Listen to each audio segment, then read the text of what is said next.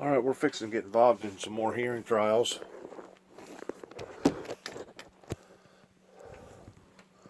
See how it goes today. A lot of material that's being ushered out to the general public. Material that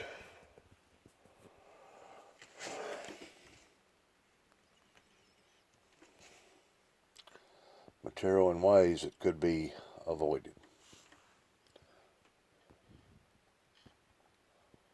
You see, that's too much. All right, let's listen up. This will be part 5 in the Nanny Boo Boo hearings. Amigos, Energy Secretary Rick Perry, Ambassador Sondland, and Ambassador Kurt Volker, the Special Representative for Ukraine negotiations. After returning from the inauguration, members of the U.S. delegation briefed President Trump on their encouraging first interactions with the new Ukrainian administration. They urged the president to meet with Zelensky, but the president's reaction was decidedly hostile. The president's order was clear, however. Hostile. Talk with Rudy. During this meeting, Ambassador Sondland first became aware of what Giuliani and the president were really interested in. This whole thing was sort of a continuum, he testified at his deposition, starting at the May 23rd meeting, ending up at the end of the line when the transcript of the call came out. It was a continuum, he would explain, that became more insidious over time. The three amigos were disappointed with Trump's directive to engage Giuliani, but vowed to press ahead. Ambassador Sondland testified, "We could abandon the goal of a White House meeting for President Zelensky, which the group deemed crucial for U.S.-Ukrainian relations, or we could do as President Trump directed and talk to Mr. Giuliani to address the president's concerns. We chose the latter path." In the coming weeks, Ambassador Sondland got more clearly involved in Ukraine policymaking, starting with the June 4 U.S. mission to the EU Independence Day event in Brussels 1 month early. Secretary Perry, Ulrich Breckbull, and the State Department counselor, and Sondland met with President Zelensky, whom Sondland had invited personally on the margins of the event. On June 10, 2019, Secretary Perry organized a conference call with Sondland, then National Security Advisor John Bolton, Volker, and others. They reviewed Ukraine's strategy with Bolton and decided that Perry, Sondland, and Volker would assist Ambassador Bill Taylor, the new acting ambassador in Kyiv, on Ukraine, and discuss Trump's desire for Rudy Giuliani to be somehow involved. At the end of the call, according to Sondland, we all felt very comfortable with the strategy moving forward. 2 weeks later, on June 27th, Ambassador Sondland called Taylor to say that, quote, Zelensky needed to make clear to President Trump that he was not standing in the way of investigations. On July 10th, Ambassador Sondland and other U.S. officials met at the White House with a group of U.S. and Ukrainian officials. Participants in the meeting have told us that Ambassador Sondland invoked acting White House Chief of Staff Mick Mulvaney and said that the White House meeting sought by the Ukrainian president with Trump would happen only if Ukraine undertook certain investigations. National Security Advisor Bolton abruptly ended the meeting upon hearing this. Undeterred, Sondland brought the Ukrainian delegation downstairs to another part of the White House and was more explicit. According to witnesses, Ukraine needed to investigate the Bidens or Burisma and the 2016 election interference if they wanted to get a meeting at all. Following this meeting in July, Bolton said that he would not be part of whatever drug deal Sondland and Mulvaney are cooking up on this. Sondland continued to press for a meeting, but he and others were willing to settle for a phone call as an intermediate step. On July 21, Taylor texted Sondland that, quote, President Zelensky is sensitive about Ukraine being taken seriously, not merely as an instrument of Washington domestic re-election politics. Sondland responded, absolutely, but we need to get the conversation started and the relationship built, irrespective of the pretext, so that Zelensky and Trump could meet and all of this will be fixed. On July 25th, the day of the Trump-Zelensky call, Volker had lunch in Kyiv with a senior aide to Ukrainian President Zelensky and later texted the aide to say that he'd heard from the White House, assuming President Z convinces Trump he will investigate, get to the bottom of what happened in 2016, we will nail down date for visit to Washington. Good luck. Ambassador Sondland spoke to President Trump a few minutes before the call was placed, but was not on the call. During that now infamous phone call with Zelensky, Trump responded to the Ukrainian expression of appreciation for U.S. defense support and request to buy more Javelin anti-tank missiles by saying, "I would like you to do us a favor, though." Trump asked Zelensky to investigate the discredited 2016 conspiracy theory and, even more ominously, look into the Bidens. Neither had been part of the official preparatory material for the call, but they were in Donald Trump's personal interest and the interests of his re-election campaign. And the Ukrainian president knew about both in advance, in part because of Ambassador Volker and Ambassador Sondland's efforts to make him aware of what the president was demanding. Around this time, Ambassador Sondland became aware of the suspension of security assistance to Ukraine, which had been announced on a secure interagency video conference on July 18th, telling us that it was extremely odd that nobody involved in making and implementing policy towards Ukraine knew why the aid had been put on hold. During August, Sondland participated in conference calls and text messages with Volker and Giuliani and said that the gist of every call was what was going to go in the press statement.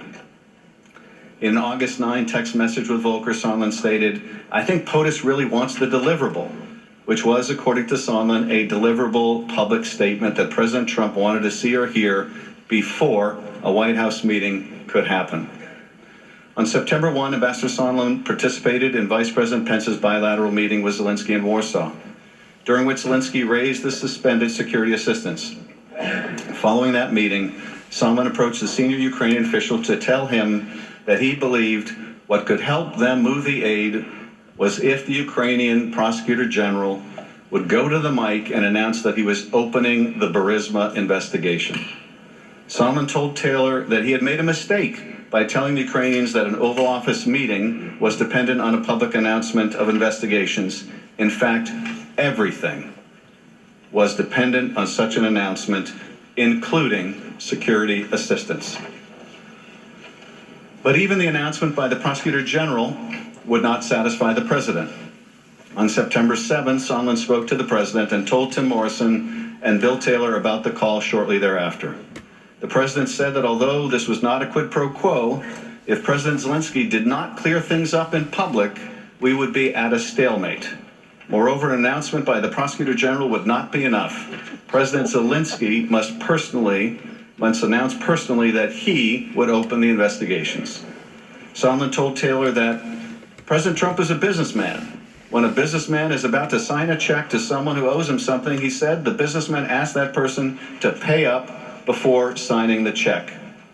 The check referred to here was the U.S. military assistance to Ukraine, and Ukraine had to pay up with investigations. Throughout early September, Volker and Sondland sought to close the deal on an agreement that Zelensky would announce investigations. After Taylor texted Sondland on September 9, 2019, that "I think it's crazy to withhold security assistance for help with a political campaign." 16 days later, the transcript of the July 25th call was made public, and the American people learned the truth of how our president tried to take advantage of a vulnerable ally.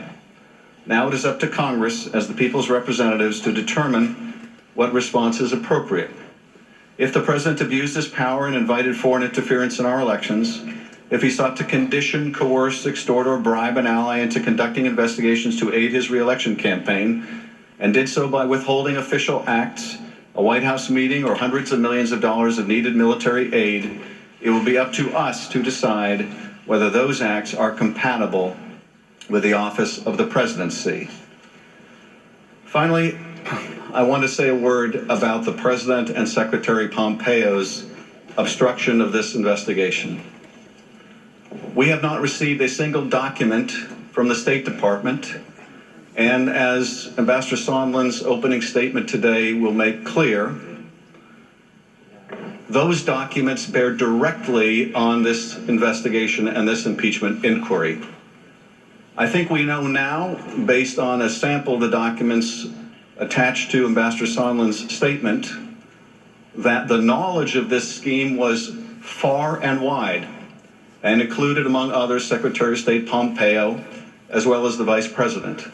We can see why Secretary Pompeo and President Trump have made such a concerted and across-the-board effort to obstruct this investigation and this impeachment inquiry.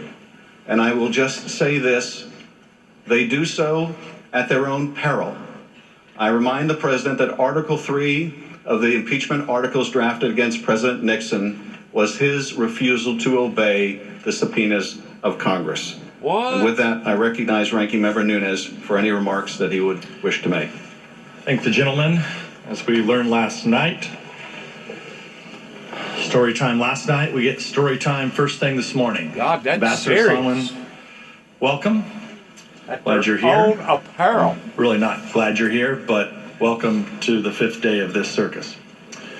As I've noted before, the Democrats on this committee spent 3 years accusing President Trump of being a Russian agent. Circus. In March 2018, after a year-long investigation, Intelligence Committee Republicans issued a 240-page report describing in detail how the Russians meddled in the 2016 elections and making specific recommendations to improve our election security.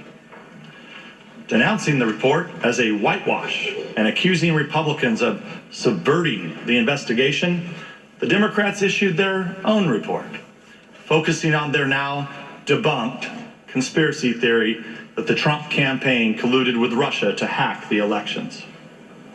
Notably, the Democrats vowed at the time to present a further, quote, comprehensive report, unquote, after they finished their investigation into Trump's treasonous collusion with Russia.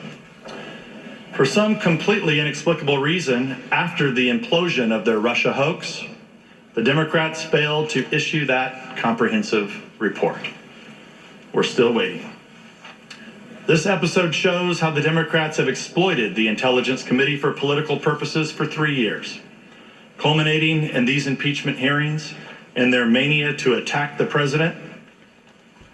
No conspiracy theory is too outlandish for the Democrats. Time and time again, they floated the possibility of some far-fetched malfeasance by Trump, declared the dire need to investigate it, and then suddenly dropped the issue and moved on to their next asinine theory. A sampling of their accusations and insinuations includes these. Trump is a longtime Russian agent as described in the Steele dossier. The Russians gave Trump advance access to emails stolen by the DNC and the Hillary Clinton campaign. The Trump campaign based some of his activities on these stolen documents. Trump received nefarious materials from the Russians through a Trump campaign aide. Trump laundered Russian money through real estate deals. Trump was blackmailed by Russia through his financial exposure with Deutsche Bank. Trump had a diabolical plan to build a Trump Tower in Moscow. Trump changed the Republican National Committee platform to hurt Ukraine and benefit Russia. The Russians laundered money through the NRA for the Trump campaign. Trump's son-in-law lied about his Russian contacts while obtaining his security clearance. It's a long list of charges, all false. And I could go on and on and on, but I'll spare you for these moments. Clearly, these ludicrous accusations don't reflect committee members who are honestly searching for the truth. They are the actions of partisan extremists who hijacked the Intelligence Committee, transformed it into the Impeachment Committee, abandoned its core oversight functions, and turned it into a beachhead for ousting an elected president from office. Hijacked. You have to keep that history in mind as you consider the Democrats' latest catalog of supposed Trump outrages. Granted, a friendly call with the Ukrainian president wouldn't seem to rise to the same level as being a Russian agent, but the Democrats were running out of time. If they waited any longer, their impeachment circus would intervene with their own candidates' 2020 campaigns. So you have to give them points for creativity in selling this absurdity as an impeachable offense. All this explains why the Democrats have gathered zero Republican support in the House of Representatives for their impeachment crusade. In fact, the vote we held was a bipartisan vote against this impeachment inquiry.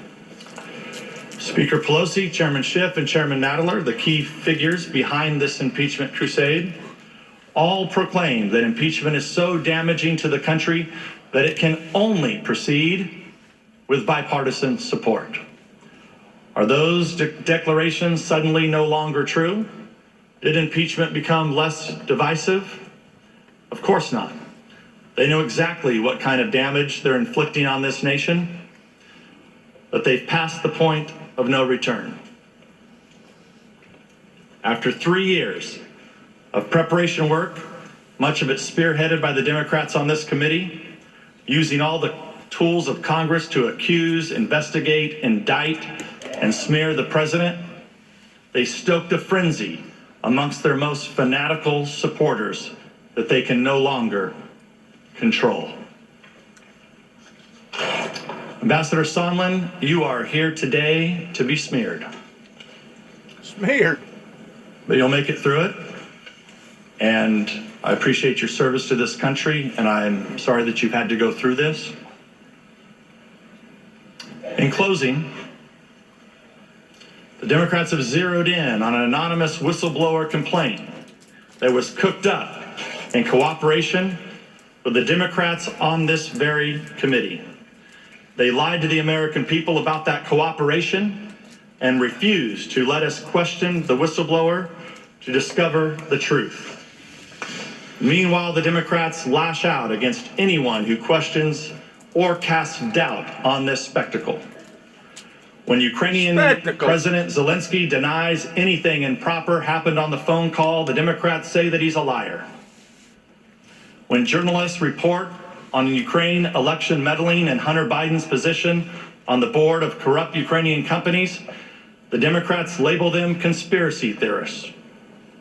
When the Democrats can't get any traction for their allegations of quid pro quo, they move the goalposts and accuse the president of extortion, then bribery, and at last resort, obstruction of justice. The American people sent us to Washington to solve problems, not to wage scorched earth political warfare against the other party. This impeachment is not helping the American people. It's not a legitimate use of taxpayer dollars, and it's definitely not improving our national security. Finally, That's one thing I agree the on. Democrats' fake outrage that President Trump used his own channel to communicate with Ukraine. I'll remind my friends on the other side of the aisle that our first president, George Washington, directed his own diplomatic channels to secure a treaty with Great Britain. If my Democratic colleagues were around in 1794, they'd probably want to impeach him too. Mr. Chairman, this morning we have transmitted to you a letter exercising our rights under HRS 660 to subpoena documents and witnesses. We take this step because you have failed to ensure fairness and objectivity in this inquiry. Do what? As such, we need to subpoena Hunter Biden and the whistleblower for closed-door depositions, as well as relevant documents from the DNC, Hunter Biden's firm, Rosemont Zeneca, and the whistleblower. In the interest of some basic level of fairness, we expect you to concur with these subpoenas. And I'll submit that letter for the record and yield back the balance of my time. I thank the gentleman. We are joined this afternoon by Ambassador Gordon Sondland. I'm sorry, this morning. It was a long day yesterday. Gordon Sondland is the U.S. representative to the European Union with the rank of ambassador. Before joining the State Department, Ambassador Sondland was the founder and CEO of Providence Hotels, a national owner and operator of full-service hotels. Also, prior to his government service, Ambassador Sondland was engaged in charitable enterprises. Two final points before our witness is sworn. First witness depositions as part of this inquiry were unclassified in nature, and all open hearings will also be held at the unclassified level. Any information that may touch on classified information will be addressed separately. Second, Congress will not tolerate any reprisal, threat of reprisal, or attempt to retaliate against any U.S. government official for testifying before Congress, including you or any of your colleagues. If you would please rise and raise your right hand, I will begin by swearing you in. Do you swear or affirm that the testimony you are about to give is the truth, the whole truth, and nothing but the truth, so help you God? Let the record show the witness has answered in the affirmative. Thank you, and please be seated. The microphone is sensitive, so please speak directly into it. Without objection, your written statement will be made part of the record, and with that, Ambassador Sondland, you are now recognized for your opening statement. Thank you, Mr. Chairman, and thank you, Ranking Member Nunes. I appreciate the opportunity to speak again to the members of this committee. First, let me offer my thanks to the men and women of the U.S. Department of State who have committed their professional lives to support the foreign policy work of the United States. In particular, I want to thank my staff at the U.S. Mission to the European Union. Your integrity, dedication, and hard work, often performed without public acclaim or recognition, serve as a shining example of true public service, and I am personally grateful to work beside you each and every day. It is my honor to serve as the U.S. Ambassador to the European Union. The U.S. mission to the EU is the direct link between the United States and the European Union and its members, America's longest-standing allies and one of the largest economic blocs in the world. Every day, I work to support a strong, united, and peaceful Europe. Strengthening our ties with Europe serves both American and European goals as we together promote political stability and economic prosperity around the world. I expect that few Americans have heard my name before these events, so before I begin my substantive testimony, please let me share some of my personal background. My parents fled Europe during the Holocaust. Escaping the atrocities of that time, my parents left Germany for Uruguay and then in 1953 emigrated to Seattle, Washington, where I was born and raised. Like so many immigrants, my family was eager for freedom and hungry for opportunity. They raised my sister and me to be humble, hardworking, and patriotic, and I am forever grateful for the sacrifices they made on our behalf. Public service has always been important to me. As a lifelong Republican, I have contributed to initiatives of both Republican and Democratic administrations. In 2003, I served as a member of the transition team for Oregon Democratic Governor Ted Kulongoski. Governor Kulongoski also appointed me to serve on various statewide boards. In 2007, President George W. Bush appointed me as a member of the Commission on White House Fellows. I worked with President Bush on charitable events for his foundation's military service initiative, and I also worked briefly with former Vice President Joe Biden's office in connection with the Vice President's nationwide anti-cancer initiative at a local Northwest hospital. And of course, the highest honor in my public life came when President Trump asked me to serve as the United States Ambassador to the European Union. The Senate confirmed me as an ambassador on a bipartisan voice vote, and I assumed the role in Brussels on July 9th, 2018. Although today is my first public testimony on the Ukraine matters, this is not my first time cooperating with this committee.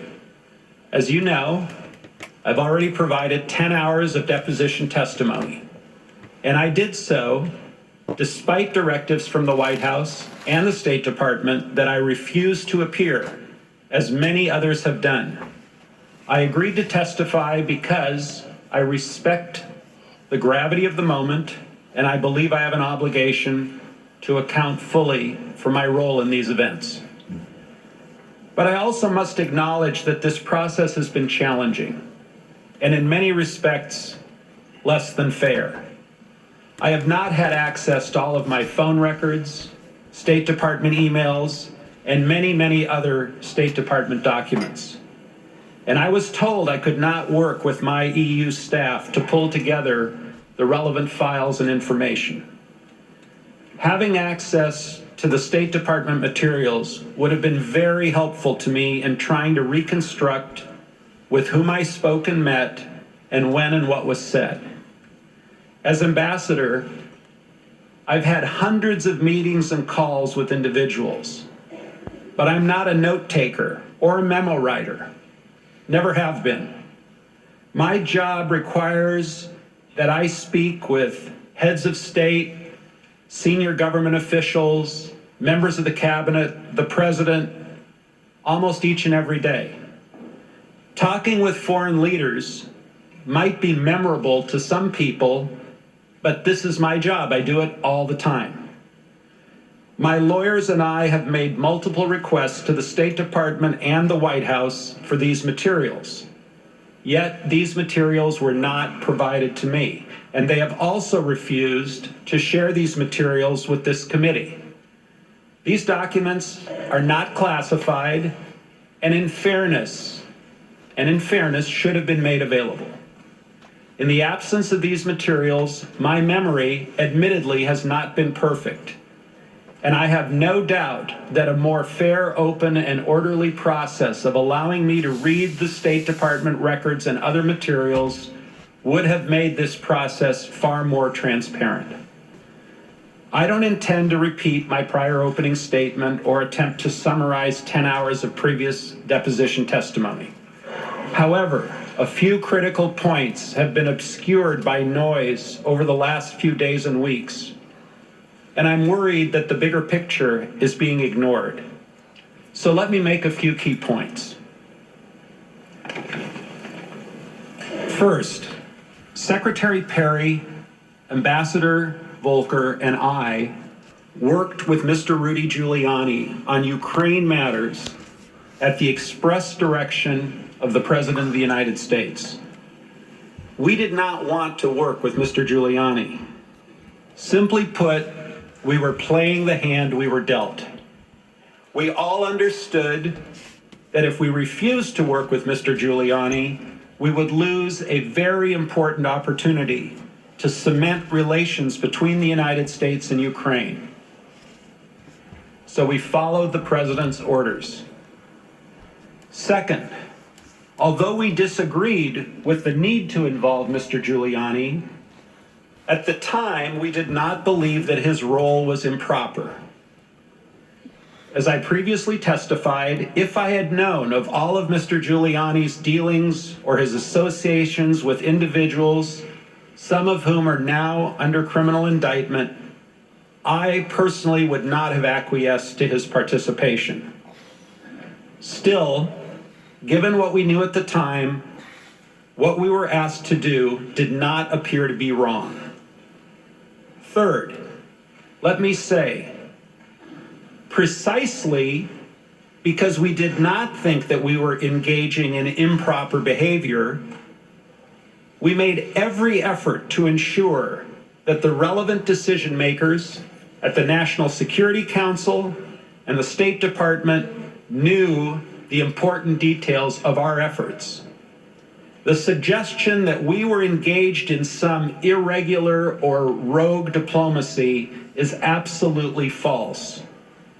I have now identified certain State Department emails and messages that provide contemporaneous support for my view. These emails show that the leadership of the State Department, the National Security Council, and the White House were all informed about the Ukraine efforts from May 23rd, 2019 until the security aid was released on September 11th, 2019. I will quote from some of those messages with you shortly. Fourth, as I testified previously, Mr. Giuliani's requests were a quid pro quo for arranging a White House visit for President Zelensky. Mr. Giuliani demanded that Ukraine make a public statement announcing the investigations of the 2016 election DNC server and Burisma. Mr. Giuliani was expressing the desires of the President of the United States, and we knew these investigations were important to the President. Fifth, in July and August of 2019, we learned that the White House had also suspended security aid to Ukraine. I was adamantly opposed to any suspension of aid. I was adamantly opposed to any suspension of aid, as the Ukrainians needed those funds to fight against Russian aggression. I tried diligently to ask why the aid was suspended, but I never received a clear answer. Still haven't to this day. In the absence of any credible explanation for the suspension of aid, I later came to believe that the resumption of security aid would not occur until there was a public statement from Ukraine committing to the investigations of the 2016 elections and Burisma, as Mr. Giuliani had demanded. I shared concerns of the potential quid pro quo regarding the security aid with Senator Ron Johnson, and I also shared my concerns with the Ukrainians. Finally, at all times, I was acting in good faith. As a presidential appointee, I followed the directions of the president. We worked with Mr. Giuliani because the president directed us to do so. We had no desire to set any conditions. On the Ukrainians. Indeed, my own personal view, which I shared repeatedly with others, was that the White House and security assistance should have proceeded without preconditions of any kind. Right. We were working to overcome the problems given the facts as they existed. Our only interest, and my only interest, was to advance long-standing U.S. policy and to support Ukraine's fragile democracy. Right. Now let me provide additional details specifically about Ukraine and my involvement. First, my very first days as ambassador to the EU, which was starting back in July of 2018, Ukraine has featured prominently in my broader portfolio. Ukraine's political and economic development are critical to the long-standing and long-lasting stability of Europe. Moreover, the conflict in eastern Ukraine and Crimea remains one of the most significant security crises for Europe and the United States. To this day. Our efforts to counterbalance an aggressive Russia depend in substantial part on a strong Ukraine. Right. On April 21st, 2019, Vladimir Zelensky was elected president of Ukraine in an historic election. Right. With the express support of Secretary Pompeo, I attended President Zelensky's inauguration on May 20th as part of the U.S. delegation, which was led by Energy Secretary Rick Perry. The U.S. delegation also included Senator Johnson, Ukraine Special Envoy Volker, and Lieutenant Colonel Alex Vindman of the National Security Council. My attendance at President Zelensky's inauguration was not my first involvement with Ukraine. As I testified previously, just 4 days after assuming my post as ambassador in July of 2018, I received an official delegation from the government of then Ukraine President Petro Poroshenko. The meeting took place at the U.S. mission in Brussels and was prearranged by my career EU mission staff.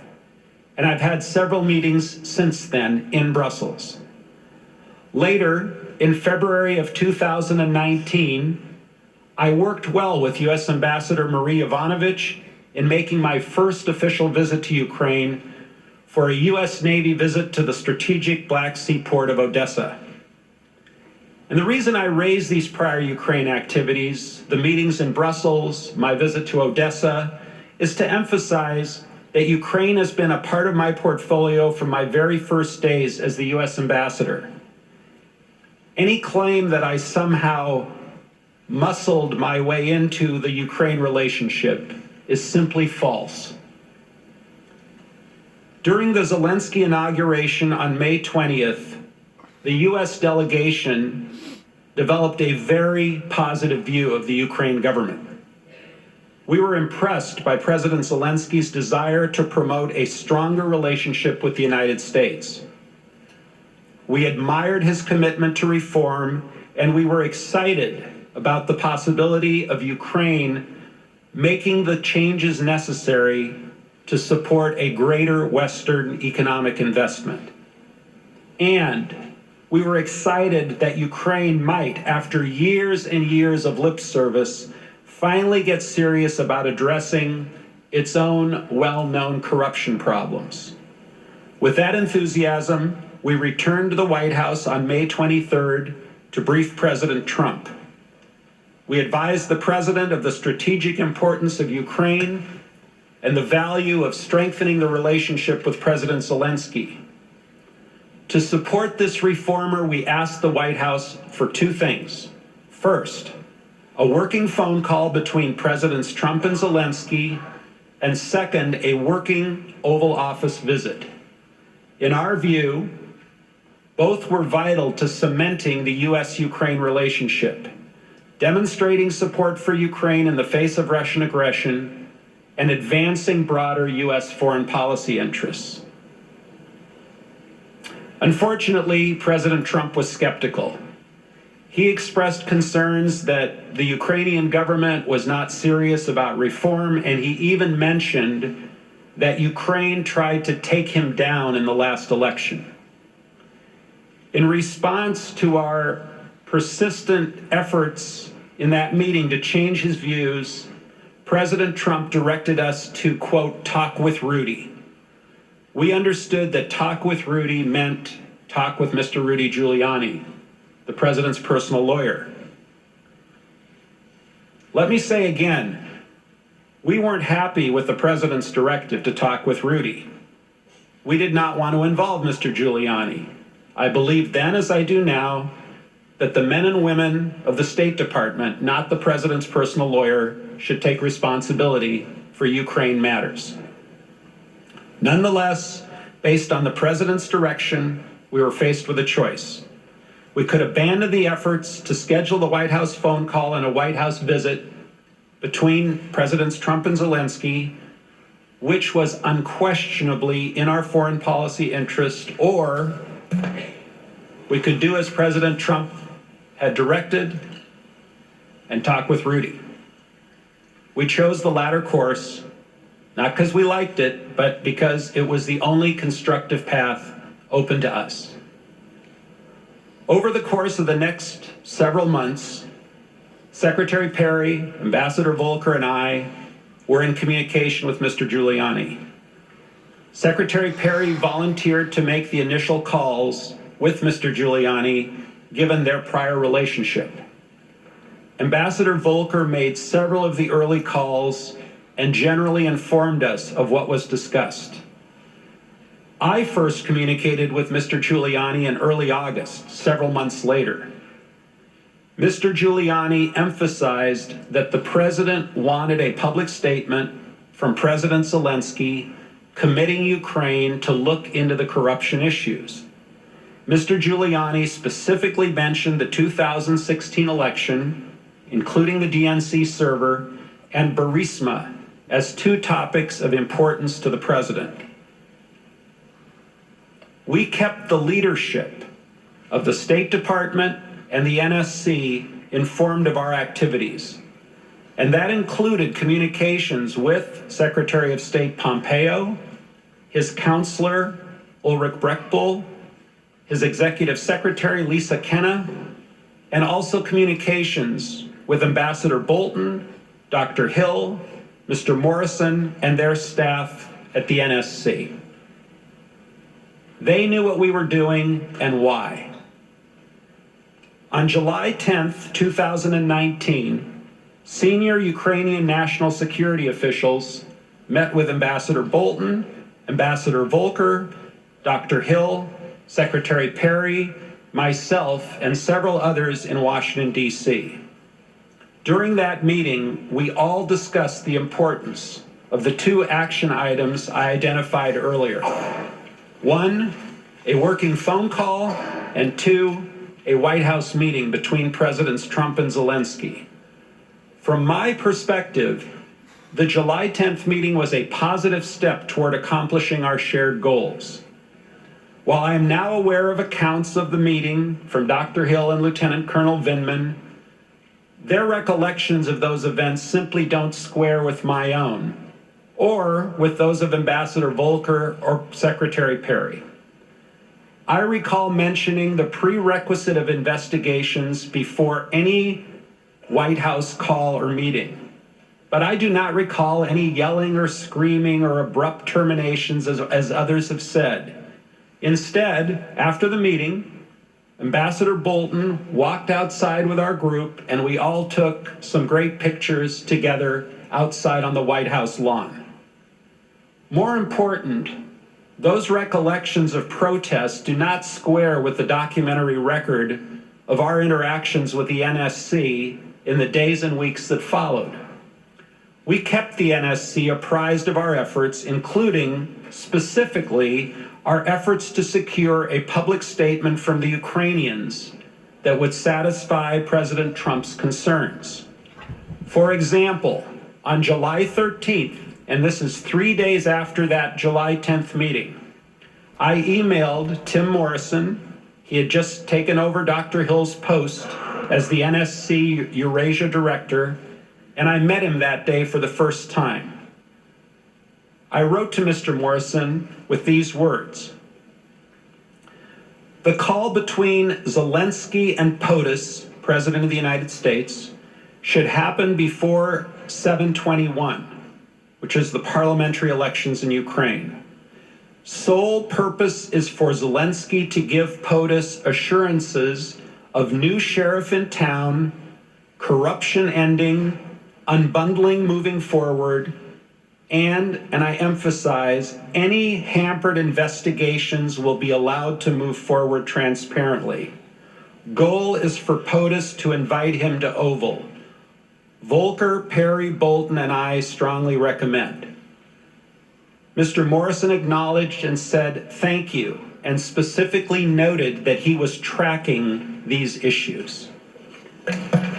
Again, there was no secret regarding moving forward and the discussion of investigations. Moreover, I've reviewed other State Department documents, some of which are not currently in the public domain, detailing Mr. Giuliani's efforts. For example, on July 10th, the very same day that Ambassador Volker, Secretary Perry, and I were meeting with the Ukraine officials in Washington, Ambassador Taylor received a communication that Mr. Giuliani was still talking with Ukrainian prosecutor Yuri Lutsenko.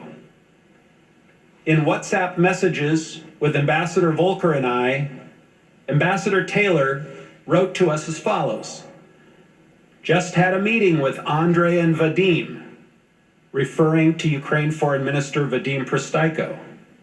Taylor said the Ukrainians were, quote, "very concerned about what Lutsenko told them, that according to RG, meaning Rudy Giuliani, the Zelensky POTUS meeting will not happen." Volker responded, "Good grief, please tell Vadim to let the official U.S. government representatives speak for the U.S. Lutsenko has his own self-interest here." Taylor confirmed that he had communicated that message to the Ukrainians. And he added, "I briefed Ulrich this afternoon on this," referring to State Department counselor Ulrich Brechtbull. Again, everyone's in the loop. 3 things are critical about this WhatsApp exchange.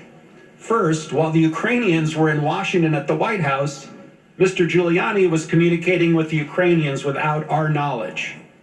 Ambassador Taylor, Ambassador Volker, and I were all surprised by this.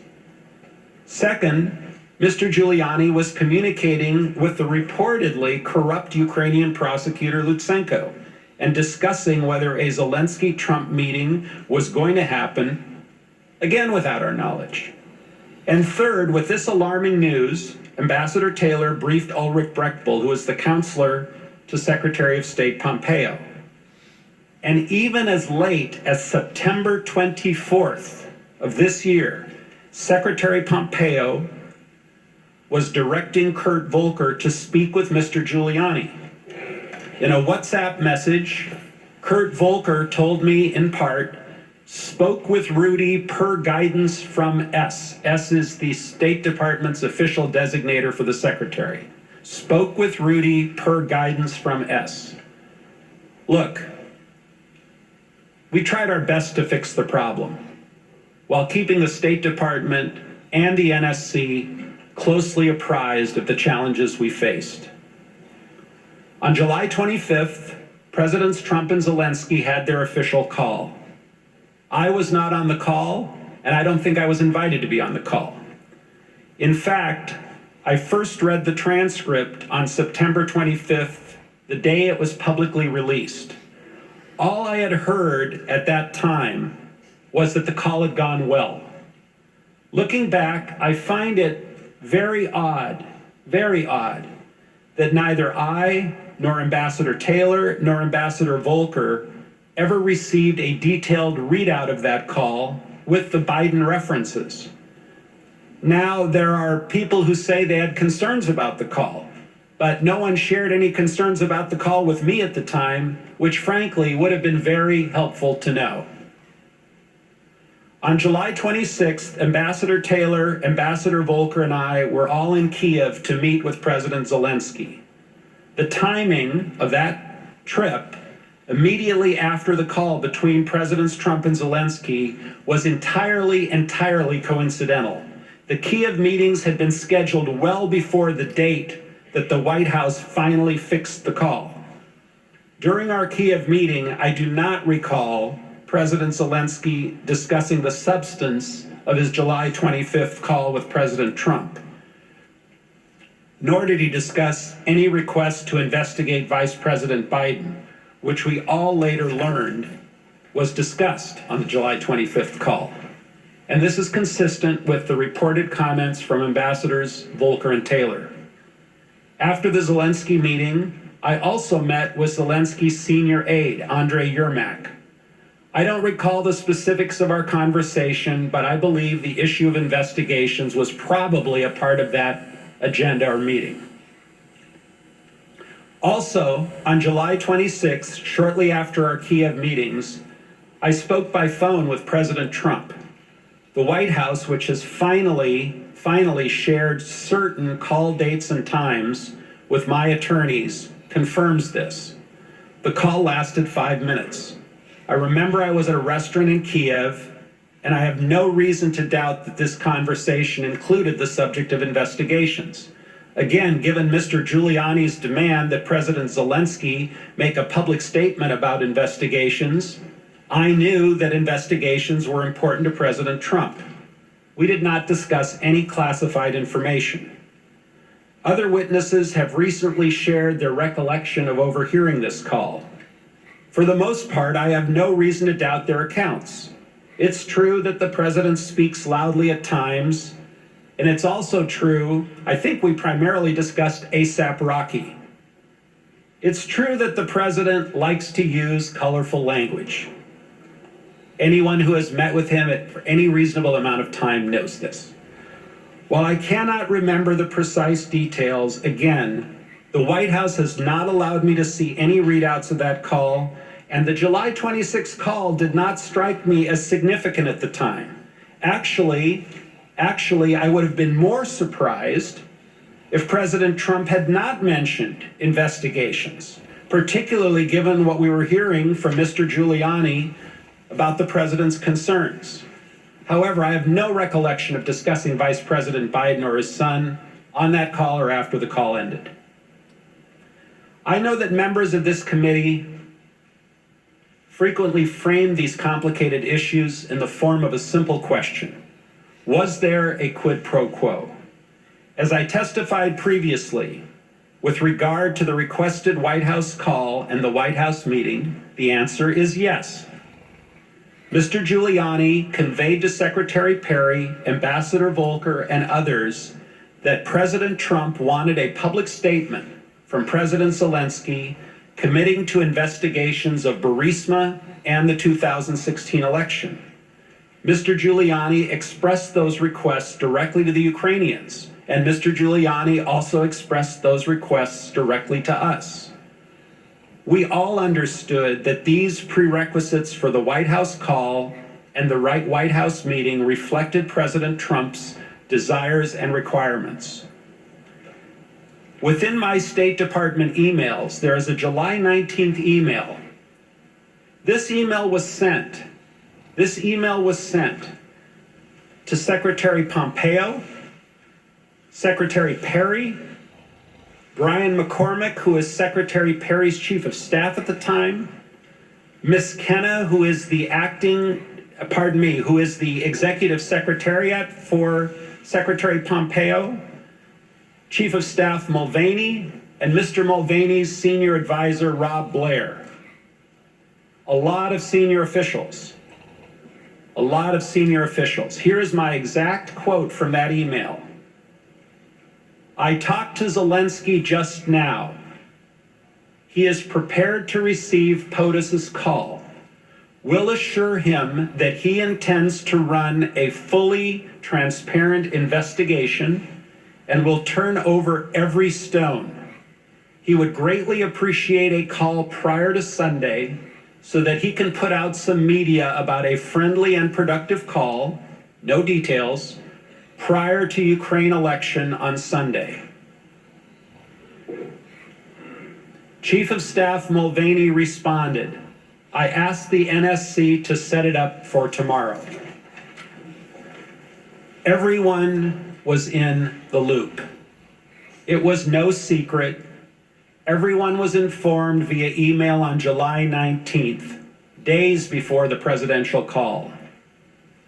As I communicated to the team, I told President Zelensky in advance that assurances to run a fully transparent investigation and turn over every stone were necessary in his call with President Trump. On July 19th, in a WhatsApp message between Ambassador Taylor, Ambassador Volker, and me, Ambassador Volker stated, had breakfast with Rudy this morning. That's Ambassador Volker and Rudy Giuliani. Teeing up call with Yermak Monday. That's Senior Advisor Andrei Yermak. Must have helped. Most important is for Zelensky to say that he will help investigation and address any specific personnel issues, if there are any. On August 10th, the next day, Mr. Yermak texted me, once we have a date, which is a date for the White House meeting, we will call for a press briefing announcing upcoming visit and outlining vision for the reboot of the U.S.-Ukraine relationship, including, among other things, Burisma and election meddling in investigations. This is from Mr. Yermak to me. The following day, August 11th, and this is critical, I sent an email to Counselor Breckbull and Lisa Kenna. Lisa Kenna was frequently used as the pathway to Secretary Pompeo, as sometimes he preferred to receive his emails through her. She would print them out and put them in front of him. With the subject Ukraine, I wrote, Mike, referring to Mike Pompeo, Kurt and I negotiated a statement from Zelensky to be delivered for our review in a day or two. The contents will hopefully make the boss happy enough, the boss being the president, to authorize an invitation. Zelensky plans to have a big press conference on the openness subject, including specifics next week, all of which referred to the 2016 and the Burisma. Ms. Kenna replied, "Gordon, I'll pass to the secretary. Thank you." Again, everyone was in the loop.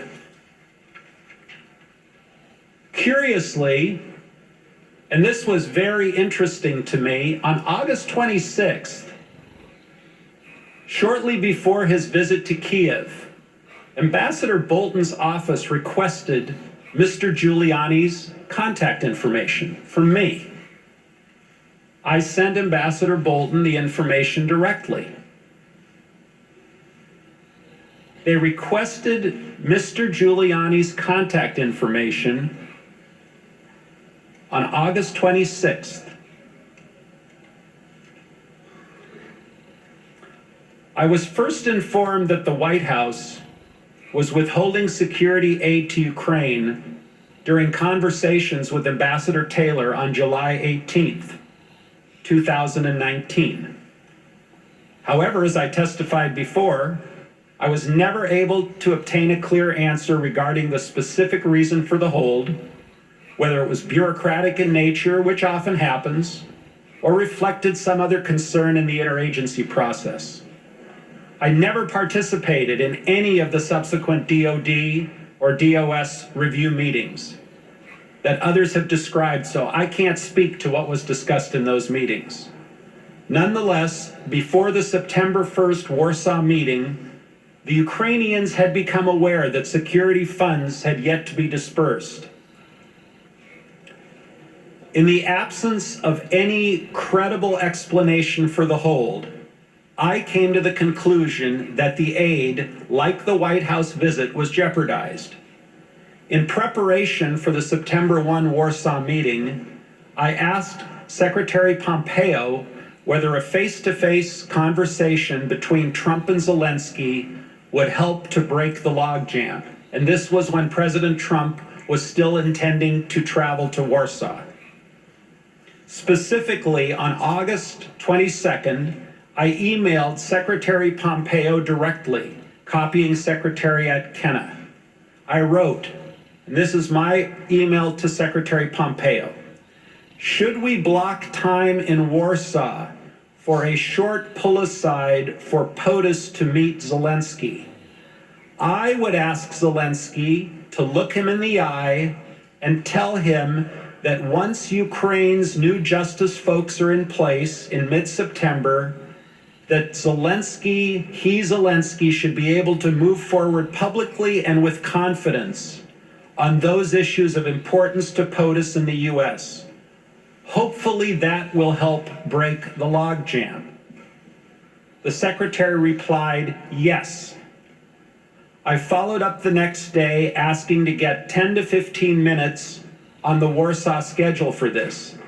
I said we'd like to know when it's locked so that I can tell Zelensky and brief him. Executive Secretary Kenna replied, I will try for sure. Moreover, given my concerns about the security aid, I have no reason to dispute that portion of Senator Johnson's recent letter in which he recalls conversations he and I had on August 30th.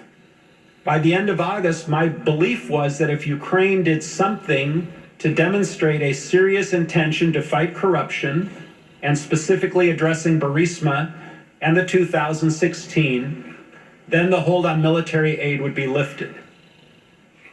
There was a September 1st meeting with President Zelensky in Warsaw. Unfortunately, President Trump's attendance at the Warsaw meeting was canceled due to Hurricane Dorian. Vice President Pence attended instead. I mentioned to Vice President Pence before the meetings with the Ukrainians that I had concerns that the delay in aid had become tied to the issue of investigations. I recall mentioning that before the Zelensky meeting.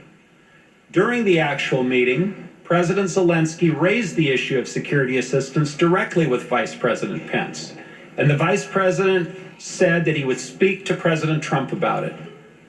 Based on my previous communication with Secretary Pompeo, I felt comfortable sharing my concerns with Mr. Yermak. It was a very, very brief pull-aside conversation that happened within a few seconds. I told Mr. Yermak that I believed that the resumption of U.S. aid would likely not occur until Ukraine took some kind of action on the public statement that we had been discussing for many weeks. As my other State Department colleagues have testified, this security aid was critical to Ukraine's defense and should not have been delayed. I expressed this view to many during this period, but my goal at the time was to do what was necessary to get the aid released, to break the logjam.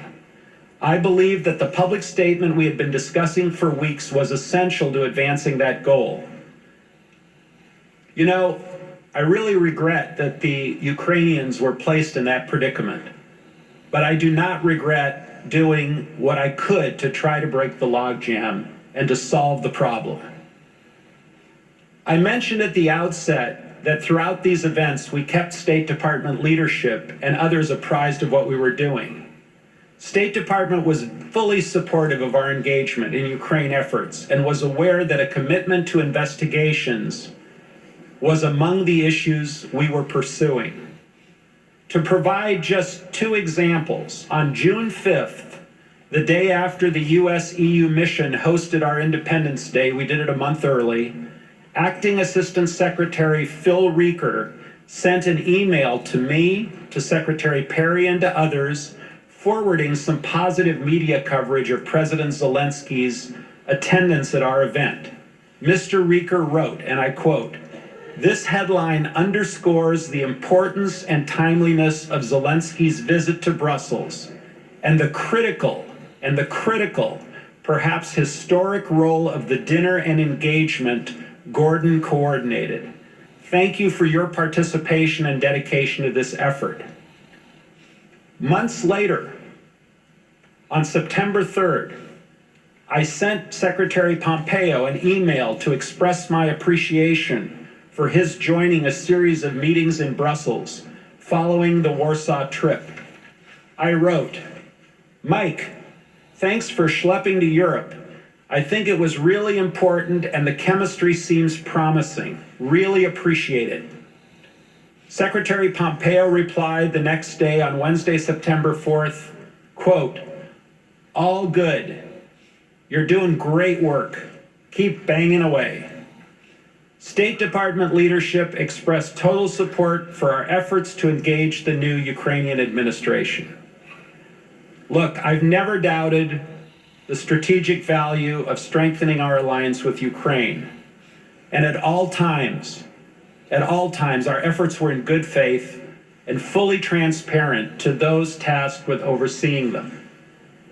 Our efforts were reported and approved, and not once do I recall encountering an objection. It remains an honor to serve the people of the United States as their United States ambassador to the European Union.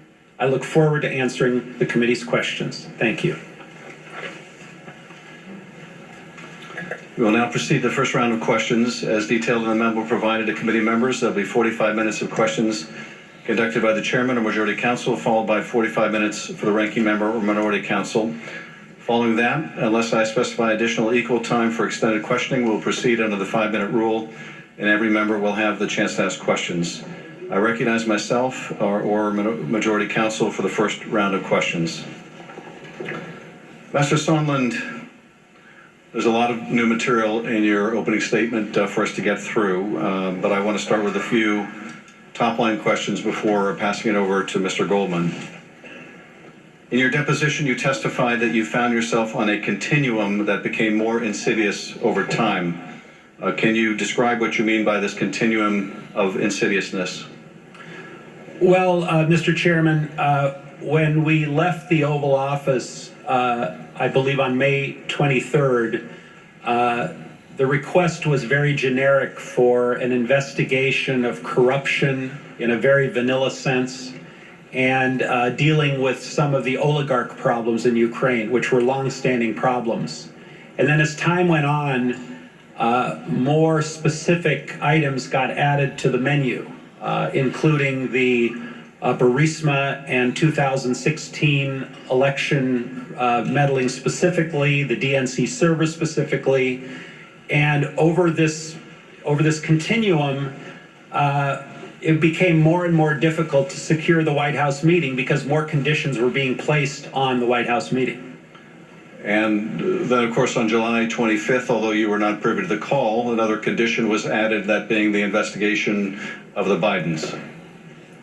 I was not privy to the call, and I did not know that the condition of investigating the Bidens was a condition. Correct. You saw that in the call record, correct? It was not in any record I received. But when you did Yes, see. I saw that in September, correct. So on this continuum, the beginning of the continuum begins on May 23rd when the president instructs you to talk to Rudy? Correct. And you understood that as a direction by the president that you needed to satisfy the concerns that Rudy Giuliani would express to you about what the president wanted in Ukraine? Not to me, to the entire group, Volker, Perry, and myself, correct. Now, in your opening statement, you confirmed that there was a quid pro quo between the White House meeting and the investigations into Burisma and the 2016 election that Giuliani was publicly promoting. Is that right? Correct. And in fact, you say that other senior officials in the State Department and the Chiefs of Staff's office, including Mick Mulvaney, Secretary Pompeo, were aware of this quid pro quo, that in order to get the White House meeting, there were going to have to be these investigations the president wanted. Correct. And those, again, are investigations into 2016 and Burisma / the Bidens. 2016 Burisma, the Bidens did not come up. But you would ultimately learn that Burisma meant the Bidens when you saw the call record, correct? Of course, today I know exactly what it means. I didn't know at the time.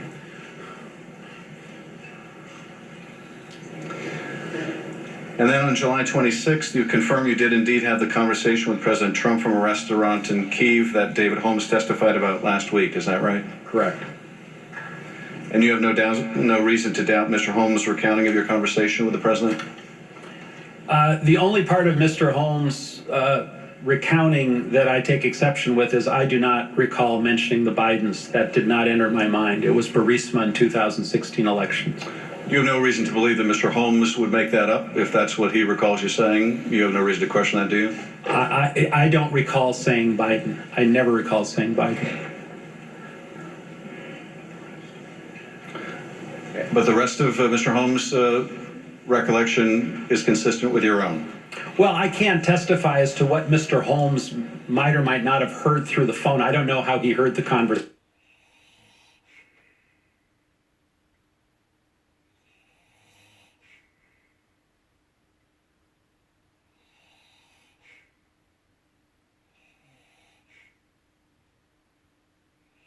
Said in your testimony this morning that not only is it correct that the president brought up with you investigations on the phone the day after the July 25th call, but would have been surprised had he not brought that up. Is that right? Right, because we'd been hearing about it from Rudy, and we presumed Rudy was getting it from the president. So it seemed like a logical conclusion. Mr. Holmes also testified that you told him President Trump doesn't care about Ukraine. He only cares about big stuff that relates to him personally. I take it from your comment, you don't dispute that part of the conversation. Well, he made that clear in the May 23rd meeting that he was not particularly fond of Ukraine, and we had a lot of heavy lifting to do to get him to engage. So you don't dispute that part of Mr. Holmes' recollection? No.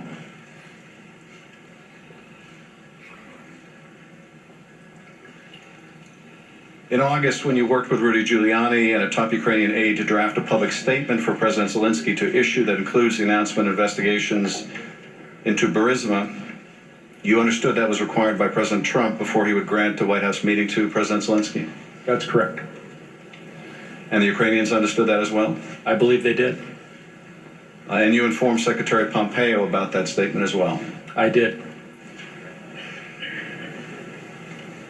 Later in August, you told Secretary Pompeo that President Zelensky would be prepared to tell President Trump that his new justice officials would be able to announce matters of interest to the president, which could break the logjam. When you say matters of interest to the president, you mean the investigations that President Trump wanted. Is that right? Correct. And that involved 2016 and Burisma or the Bidens. 2016 and Burisma. And when you're talking here about breaking the logjam, you're talking about the logjam over the security systems, correct? I was talking logjam generically because nothing was moving. But that included the security systems, did it not? Correct. And based on the context of that email, this was not the first time you had discussed these investigations with Secretary Pompeo, was it?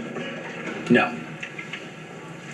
He was aware of the connections that you were making between the investigations and the White House meeting and security assistance. Yes.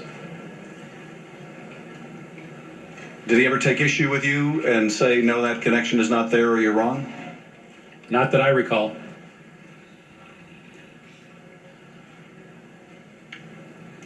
Now, you mentioned that you also had a conversation with Vice President Pence before his meeting with President Zelensky in Warsaw, and that you raised the concern you had as well that the security assistance was being withheld because of the president's desire to get a commitment from Zelensky to pursue these political investigations.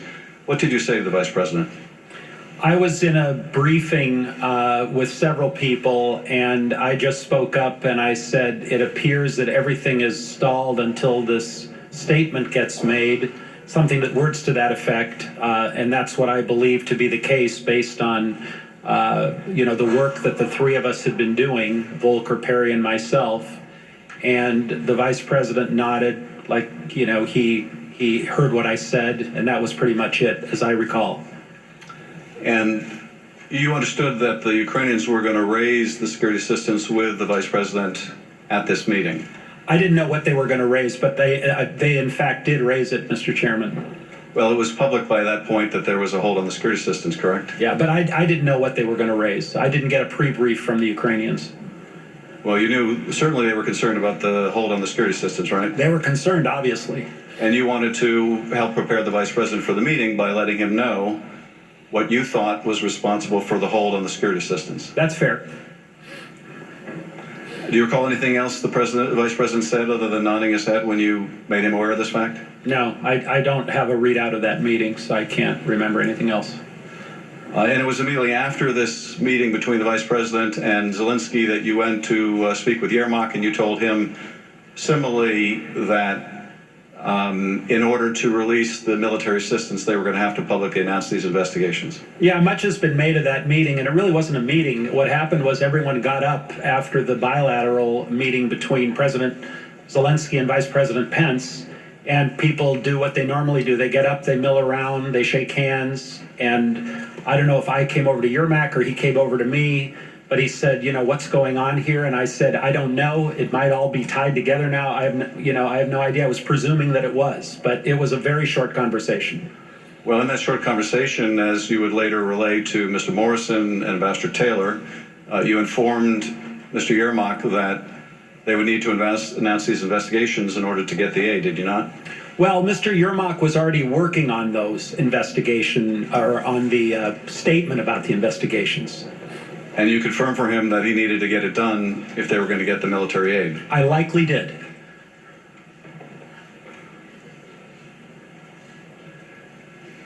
Mr. Morrison and Ambassador Taylor have also related a conversation you had with the president following the Warsaw meeting, in which the president relayed to you that there was no quid pro quo, but nevertheless, unless Zelensky went to the mic and announced these investigations, there would be a stalemate over the aid. Is that correct? That's correct. And that was an accurate reflection of your discussion with the president? Well, that email was not artfully written, I'm the first to admit. What I was trying to convey to Ambassador Taylor after his frantic emails to me and to others about the security assistance, which, by the way, I agreed with him. I thought it was a very bad idea to hold that money. I finally called the president. I believe it was on the 9th of September. I can't find the records, and they won't provide them to me. But I believe I just asked him an open-ended question, Mr. Chairman. What do you want from Ukraine? I keep hearing all these different ideas and theories and this and that. What do you want? And it was a very short, abrupt conversation. He was not in a good mood. And he just said, I want nothing. I want nothing. I want no quid pro quo. Tell Zelensky to do the right thing. Something to that effect. So I typed out a text to Ambassador Taylor, and my reason for telling him this was not to defend what the president was saying, not to opine on whether the president was being truthful or untruthful, but simply to relay, I've gone as far as I can go. This is the final word that I heard from the President of the United States. If you're still concerned, you, Ambassador Taylor, are still concerned, please get a hold of the secretary. Maybe he can help. I'm not asking about your text message. I'm asking about your conversations with Mr. Morrison and Ambassador Taylor after you spoke with the president, either in that call or in a different call. I'm confused, Mr. Chairman. Which conversations with Mr. Morrison and Mr. Taylor? Well, Mr. Morrison testified that you related a conversation you had with the president in which the president told you no quid pro quo, but President Zelensky must go to a microphone and announce these investigations, and that he should want to. Similarly, you told Ambassador Taylor that while the president said no quid pro quo, unless Zelensky announced these investigations, they would be at a stalemate, presumably a stalemate over the military assistance. Do you have any reason to question those conversations that Mr. Morrison and Ambassador Taylor took notes about? Well, I think it's tied to my text, Mr. Chairman, because in my text, I think I said something to the effect that he wants Zelensky to do what he ran on, I believe, is transparency, et cetera, which was my clumsy way of saying he wanted these announcements to be made. Again, Ambassador, I'm not asking about your text message. I'm asking about what you relayed to Ambassador Taylor and Mr. Morrison about your conversation with the president. Do you have any reason to question their recollection of what you told them? All I can say is that I expressed what I told, or what the president told me in that text. And if I had relayed anything other than what was in that text, I don't recall. You don't recall? I don't recall. But you have no reason to question Ambassador Taylor or Mr. Morrison of what they wrote in their notes about your conversation with them. Could you kindly repeat what they wrote? I'll have Mr. Goldman go through that with you. That'd be great. But let me get to the top line here, Ambassador Sondland. Okay. You've testified that the White House meeting that President Zelensky desperately wanted, and that was very important to President Zelensky, was it not? Absolutely. You've testified that that meeting was a quid pro quo for what the president wanted, these two investigations. Is that right? Correct. And that everybody knew it? Correct. Now, that White House meeting was going to be an official meeting between the two presidents, correct? Presumably. It would be an Oval Office meeting, hopefully? A working meeting, yes. Working meeting, so an official act, yeah. Correct? And in order to perform that official act, Donald Trump wanted these two investigations that would help his re-election campaign, correct? I can't characterize why he wanted them. All I can tell you is this is what we heard from Mr. Giuliani. But he had to get those two investigations if that official act was going to take place, correct? He had to announce the investigations. He didn't actually have to do them, as I understood it. Okay. President Zelensky had to announce the two investigations the president wanted, make a public announcement, correct? Correct. And those were of great value to the president. He was quite insistent upon them, and his attorney was insistent upon them? I don't want to characterize whether they were value or not value. Again, through Mr. Giuliani, we were led to believe that that's what he wanted. Well, and you said that Mr. Giuliani was acting at the president's demand, correct? Right. When the president says, talk to my personal lawyer, Mr. Giuliani, we followed his direction. And so that official act of that meeting was being conditioned on the performance of these things the president wanted, as expressed both directly and through his lawyer, Rudy Giuliani, correct? As expressed through Rudy Giuliani, correct. And you've also testified that your understanding, it became your clear understanding, that the military assistance was also being withheld pending Zelensky announcing these investigations, correct? That was my presumption, my personal presumption based on the facts at the time. Nothing was moving. And in fact, you had a discussion, communication with the Secretary of State in which you said that logjam over aid could be lifted if Zelensky announced these investigations, right? I don't recall saying the logjam over aid. I recall saying the logjam. I don't know that. That's what you meant, right, Ambassador? I meant that whatever was holding up the meeting, whatever was holding up our deal with Ukraine, I was trying to break. Again, I was presuming. Well, here's what you said in your testimony a moment ago. Okay. Page 18. But my goal at the time was to do what was necessary to get the aid released, to break the logjam. Okay, that's still your testimony, right? Yeah. So, the military aid is also an official act, am I right? Yes. This is not President Trump's personal bank account he's writing a check from. This is $400 million of U.S. taxpayer money, is it not? Absolutely. And there was a logjam in which the president would not write that U.S. check, you believed, until Ukraine announced these two investigations the president wanted, correct? That was my belief. Mr. Goldman. Thank you, Mr. Chairman. In your opening statement, Ambassador Sondland, you detailed the benefits that you have gained from obtaining some additional documents over the past few weeks. Is that right?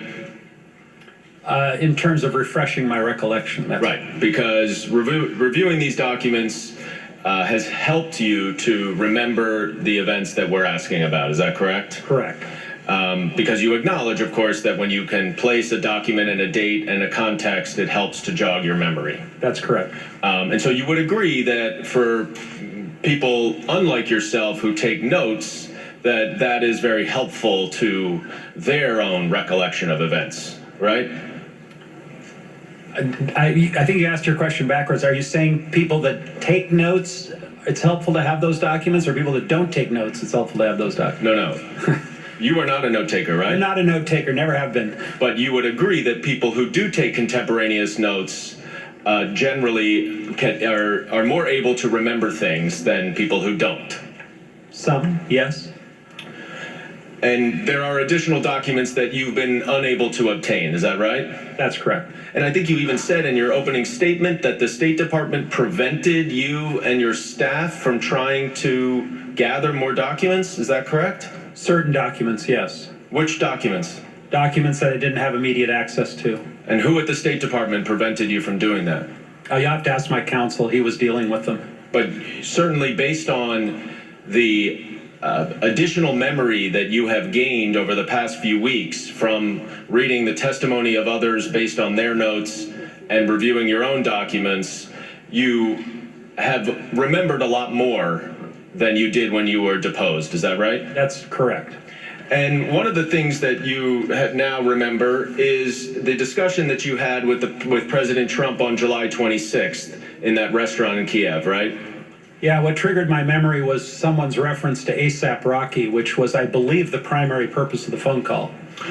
Certainly. So that's one way memory works, isn't it? And you were sitting in a restaurant with David Holmes in Kiev, right, having lunch? I think I took the whole team out to lunch after the meeting, yeah. And it was a meeting, a one-on-one meeting you had with Andrei Yermak?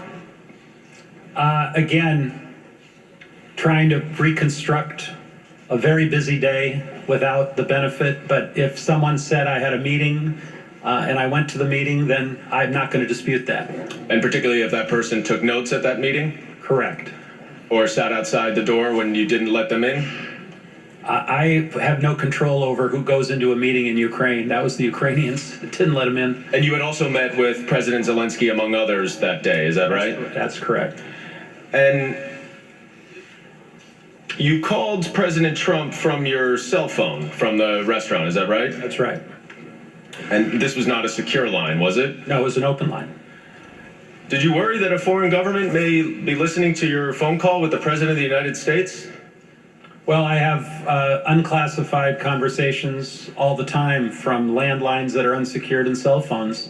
If the topic is not classified, and it's up to the president to decide what's classified and what's not classified, and we were having, he was aware that it was an open line as well. And you don't recall the specifics of holding your phone outside, far away from your ear, as Mr. Holmes testified, but you have no reason to question his recollection of that, do you? I mean, it seems a little strange I would hold my phone here. I probably had my phone close to my ear, and he claims to have overheard part of the conversation, and I'm not going to dispute what he did or didn't hear. Well, he also testified that you confirmed to President Trump that you were in Ukraine at the time, and that President Zelensky, quote, loves your ass, unquote. Do you recall saying that? Yeah, it sounds like something I would say. That's how President Trump and I communicate, a lot of four-letter words. In this case, three-letter. Holmes then said that he heard President Trump ask, quote, is he, meaning Zelensky, going to do the investigation? To which you replied, he's going to do it. And then you added that President Zelensky will do anything that you, meaning President Trump, ask him to. Do you recall that? I probably said something to that effect because I remember the meeting. President Zelensky was very solicitous is not a good word. He was just very willing to work with the United States and was being very amicable. And so putting it in Trump speak, by saying he loves your ass, he'll do whatever you want, meant that he would really work with us on a whole host of issues. He was not only willing, he was very eager, right? That's fair. Because Ukraine depends on the United States as its most significant ally. Isn't that correct? One of its most, absolutely.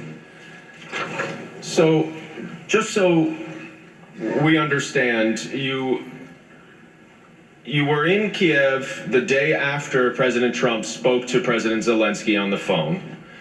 And you now know from reading the call record that in that phone call, he requested a favor for President Zelensky to do investigations related to the Bidens and the 2016 election, right? I do now know that, yes. And you met with President Zelensky and his aides on the day after that phone call. And then you had a conversation with President Trump from your cell phone from a restaurant terrace, and he asked you whether President Zelensky will do the investigations. And you responded that he's going to do them, or it, and that President Zelensky will do anything you ask him to do. Is that an accurate recitation of what happened there? It could have been words to that effect. I don't remember my exact response. But you don't have any reason to dispute Mr. Holmes' recollection, correct? I won't dispute it, but again, I don't recall.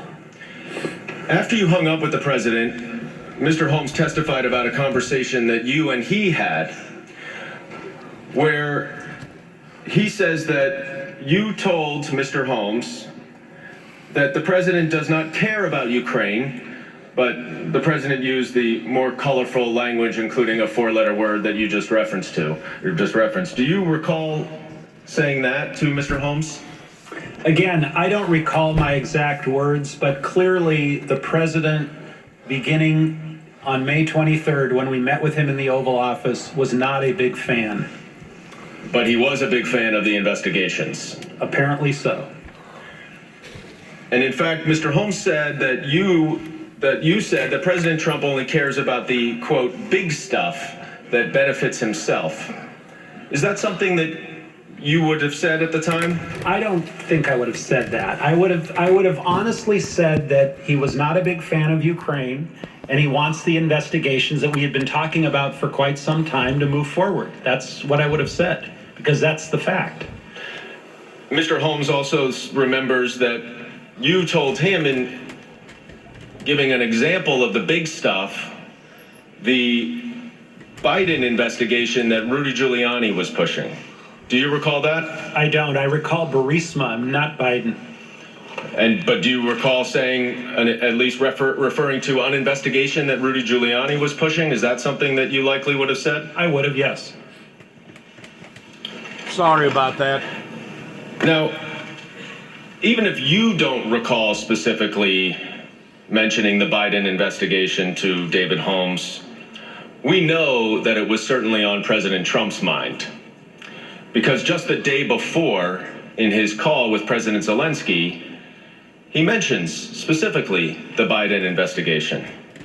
And I want to show you that exhibit, or that excerpt from the call on July 25th, where President Trump says, the other thing, there's a lot of talk about Biden's son, that Biden stopped the prosecution, and a lot of people want to find out about that. So whatever you can do with the Attorney General would be great. Biden went around bragging that he stopped the prosecution, so if you can look into it, it sounds horrible to me. President Zelensky then responds with a reference to the company that he's referring to. And two witnesses yesterday said that when President Zelensky actually said the company, he said Burisma. So you would agree that regardless of whether you knew about the connection to the Bidens, at the very least that you now know that that's what President Trump wanted at the time through the Burisma investigation. I now know it all, of course. And at this time you were aware of the president's desire, along with Rudy Giuliani, to do these investigations, including the 2016 election interference investigation. Is that right? That's correct. And you said President Trump had directed you to talk, you and a couple the others, to talk to Rudy Giuliani at the Oval Office on May 23rd. Is that right? If we wanted to get anything done with Ukraine, it was apparent to us we needed to talk to Rudy. Right. You understood that Mr. Giuliani spoke for the president, correct? That's correct. And in fact, President Trump also made that clear to President Zelensky. In that same July 25th phone call, he said, Mr. Giuliani is a highly respected man. He was the mayor of New York City, a great mayor, and I would like him to call you. I will ask him to call you along with the Attorney General. Rudy very much knows what's happening, and he is a very capable guy. And after this, President Trump then mentions Mr. Giuliani twice more in that call. Now, from Mr. Giuliani, by this point, you understood that in order to get that White House meeting that you wanted President Zelensky to have, and that President Zelensky desperately wanted to have, that Ukraine would have to initiate these two investigations. Is that right? Well, they would have to announce that they were going to do it. Right, because Giuliani and President Trump didn't actually care if they did them, right? I never heard, Mr. Goldman, anyone say that the investigations had to start or had to be completed. The only thing I heard from Mr. Giuliani or otherwise was that they had to be announced in some form, and that form kept changing. Announced publicly? Announced publicly. And you, of course, recognize that there would be political benefits to a public announcement as opposed to a private confirmation, right? Well, the way it was expressed to me was that the Ukrainians had a long history of committing to things privately and then never following through. So President Trump presumably, again, communicated through Mr. Giuliani, wanted the Ukrainians on record publicly that they were going to do these investigations. That's the reason that was given to me. But you never heard anyone say that they really wanted them to do the investigations, just that they wanted to announce them. I didn't hear either way. Now, your July 26th call with the president was not the only time that you spoke to the president surrounding that Ukraine trip, was it? I believe I spoke to him before his call. And that would be on July 25th, the day before. Yeah, I think I was flying to Ukraine and I spoke with him, if I recall correctly, just before I got on the plane. So that's two private telephone calls with President Trump in the span of 2 days. Is that right? Correct. You had direct access then to President Trump, correct? I had occasional access when he chose to take my call. Sometimes he would, sometimes he wouldn't. Well, he certainly took your call twice as it related to Ukraine on these 2 days, is that right? He did. Now, the morning of July 25th, you texted Ambassador Volker, and we could bring up the next text exchange, at 7:54 a.m., and you said, call ASAP. Ambassador Volker did not respond to you for another hour and a half, and he said, "Hi, Gordon, got your message, had a great lunch with Yermak, and then passed your message to him. He will see you tomorrow. Think everything in place." Volker, though, an hour before that, and about a half an hour before the phone call, had texted Andrei Yermak, a top aide for President Zelensky. And he wrote, "Good lunch, thanks. Heard from White House. Assuming President Z convinces Trump he will investigate, get to the bottom of what happened in 2016, we will nail down date for visit to Washington. Good luck, see you tomorrow." Ambassador Sondland, was this message that Kurt Volker passed to Andrei Yermak the message you left for Kurt Volker on that voicemail that he referenced? You know, I don't remember, Mr. Goldman, but it very well could have been.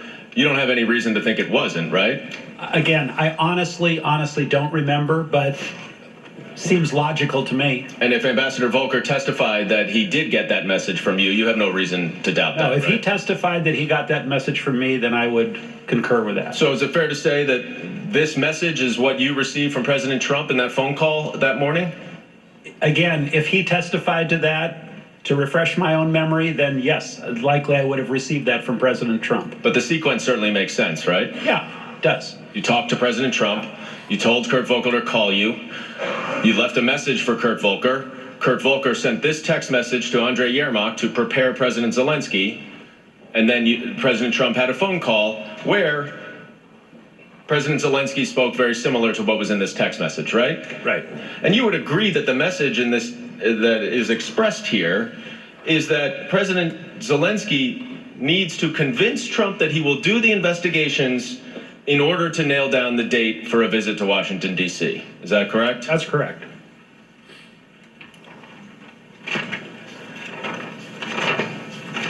Now, I'm going to move ahead in time to the end of August and early September when you came to believe, I believe, as you testified, that it wasn't just the White House meeting that was contingent on the announcement of these investigations that the president wanted, but security assistance as well. You testified that in the absence of any credible explanation for the hold on security assistance, you came to the conclusion that, like the White House visit, the aid was conditioned on the investigations that President Trump wanted. Is that what you said in your opening statement? It is. So let me break this down with you. By this time, you and many top officials knew that that coveted White House meeting for President Zelensky was conditioned on these investigations, right? The announcement of the investigations, correct. Thank you. Yeah. And that includes Secretary Pompeo, right? Many people. And, well, Secretary Pompeo? Yes. And Acting Chief of Staff Mulvaney? Yes. And you testified that this was a quid pro quo, is that right? I did. And you, at this point, by the end of August, knew that the aid had been held up for at least 6 weeks. Is that correct? I believe I found out through Ambassador Taylor that the aid had been held up around July 18th is when I heard originally. And even though you searched for reasons, you were never given a credible explanation. Is that right? That's right. And no one you spoke to thought that the aid should be held, to your knowledge. Is that right? I never heard anyone advocate for holding the aid. And now, by this point, at the end of August, it went public and the Ukrainians knew about it, right? I believe there was some press reports, presuming or who knows, but I think at that point it became sort of common knowledge that everything might be tied together. And in fact, President Zelensky brought it up at that September 1st meeting with Vice President Pence that you were at, right? I don't know if he brought it up specifically, but asked where the aid was, I think he sort of asked, again, very vague recollection, because I don't have a readout of the bilateral meeting, but why don't I have my check, essentially? And you understood the Ukrainians received no credible explanation. Is that right? I certainly couldn't give them one. So is this kind of a 2 + 2 = 4 conclusion that you reached? Pretty much. Is the only logical conclusion to you that, given all of these factors, that the aid was also a part of this quid pro quo? Yep. Now, I want to go back to that conversation that you had with Vice President Pence right before that meeting in Warsaw. And you indicated that you said to him that you were concerned that the delay in the aid was tied to the issue of investigations. Is that right? I don't know exactly what I said to him. This was a briefing attended by many people, and I was invited at the very last minute. I wasn't scheduled to be there. But I think I spoke up at some point late in the meeting and said, it looks like everything is being held up until these statements get made, and that's my, personal belief. And Vice President Pence just nodded his head? I don't recall any exchange or where he asked me any questions. I think it was sort of a duly noted. Well, he didn't say, Gordon, what are you talking about? No, he did not. He didn't say, what investigations? He did not. Now, after this meeting, you discussed this pull-aside you had with Mr. Yermak, where you relayed your belief that they needed to announce these investigations prior to the aid being released. Is that right? I said I didn't know exactly why, but this could be a reason. And obviously you had been speaking with Mr. Yermak for quite a while about a public announcement of these investigations, right? We had all been working toward that end, yes. And so you indicated to him that in addition to the White House meeting, security aid was now also involved in that. As I said it could have been involved, yes. Now, I'm going to show you another text exchange you had on September 1st, where Ambassador Taylor says to you, are we now saying that security assistance and White House meeting are conditioned on investigations? And you respond, call me. Ambassador Taylor recalls that he did call you, and you did have a conversation. And in that conversation, you told Ambassador Taylor that the announcement of these investigations by President Zelensky needed to be public, and that announcement was conditioned on, that announcement would ultimately release the aid. Do you recall that conversation with Ambassador Taylor? Again, my conversation with Ambassador Taylor, my conversation with Senator Johnson were all my personal belief, just based on, as you put it, 2 + 2 = 4. Well, in his testimony, Ambassador Taylor says that you said that President Trump had told you that he wanted President Zelensky to state publicly as of September 1st. Do you have any reason to doubt Ambassador Taylor's testimony, which he said was based on his meticulous contemporaneous notes? President Trump never told me directly that the aid was conditioned on the meetings. The only thing we got directly from Giuliani was that the Burisma and 2016 elections were conditioned on the White House meeting. The aid was my own personal, guess, based again on your analogy, 2 + 2 = 4. So you didn't talk to President Trump when Ambassador Taylor says that that's what you told him? Is that your testimony here? My testimony is I never heard from President Trump that aid was conditioned on an announcement of elections. So you never heard those specific words? Correct. Right, but never heard those words. And well, let's move ahead because you have another conversation in a little bit later that both Tim Morrison and Ambassador Taylor recount. But in this September 1st conversation, Ambassador Taylor also testified under oath that you said that President Trump wanted Zelensky in a public box. Do you recall using that expression? Yeah, it goes back to my earlier comment that, again, coming from the Giuliani source, because we didn't discuss this specifically with President Trump, that they wanted whatever commitments Ukraine made to be made publicly so that they would be on the record and be held more accountable, whatever those commitments were. You also testified, or Ambassador Taylor rather testified, that you told him that you had made a mistake in telling the Ukrainians that only the White House meeting was conditioned on the announcement of the investigations, and that in fact everything was, including the security assistance. Do you remember saying that? When I referenced a mistake, what I recall was I thought that a statement made by the new Ukrainian prosecutor that these investigations would be started up again or commenced would be sufficient to satisfy Mr. Giuliani/President Trump. As I recall, my mistake was someone came back through Volcker or otherwise and said, no, it's not going to do if the prosecutor makes these statements. The president wants to hear it from Zelensky directly. That's the mistake I think I made. Do you have any reason to question Ambassador Taylor's testimony based on his meticulous and careful contemporaneous notes? I'm not going to question or not question. I'm just telling you what I believe I was referring to. Let me fast forward a week and show you another text exchange which may help refresh your recollection. On September 8th, you sent a text to Ambassador Taylor and Ambassador Volker. Can you read what you wrote there?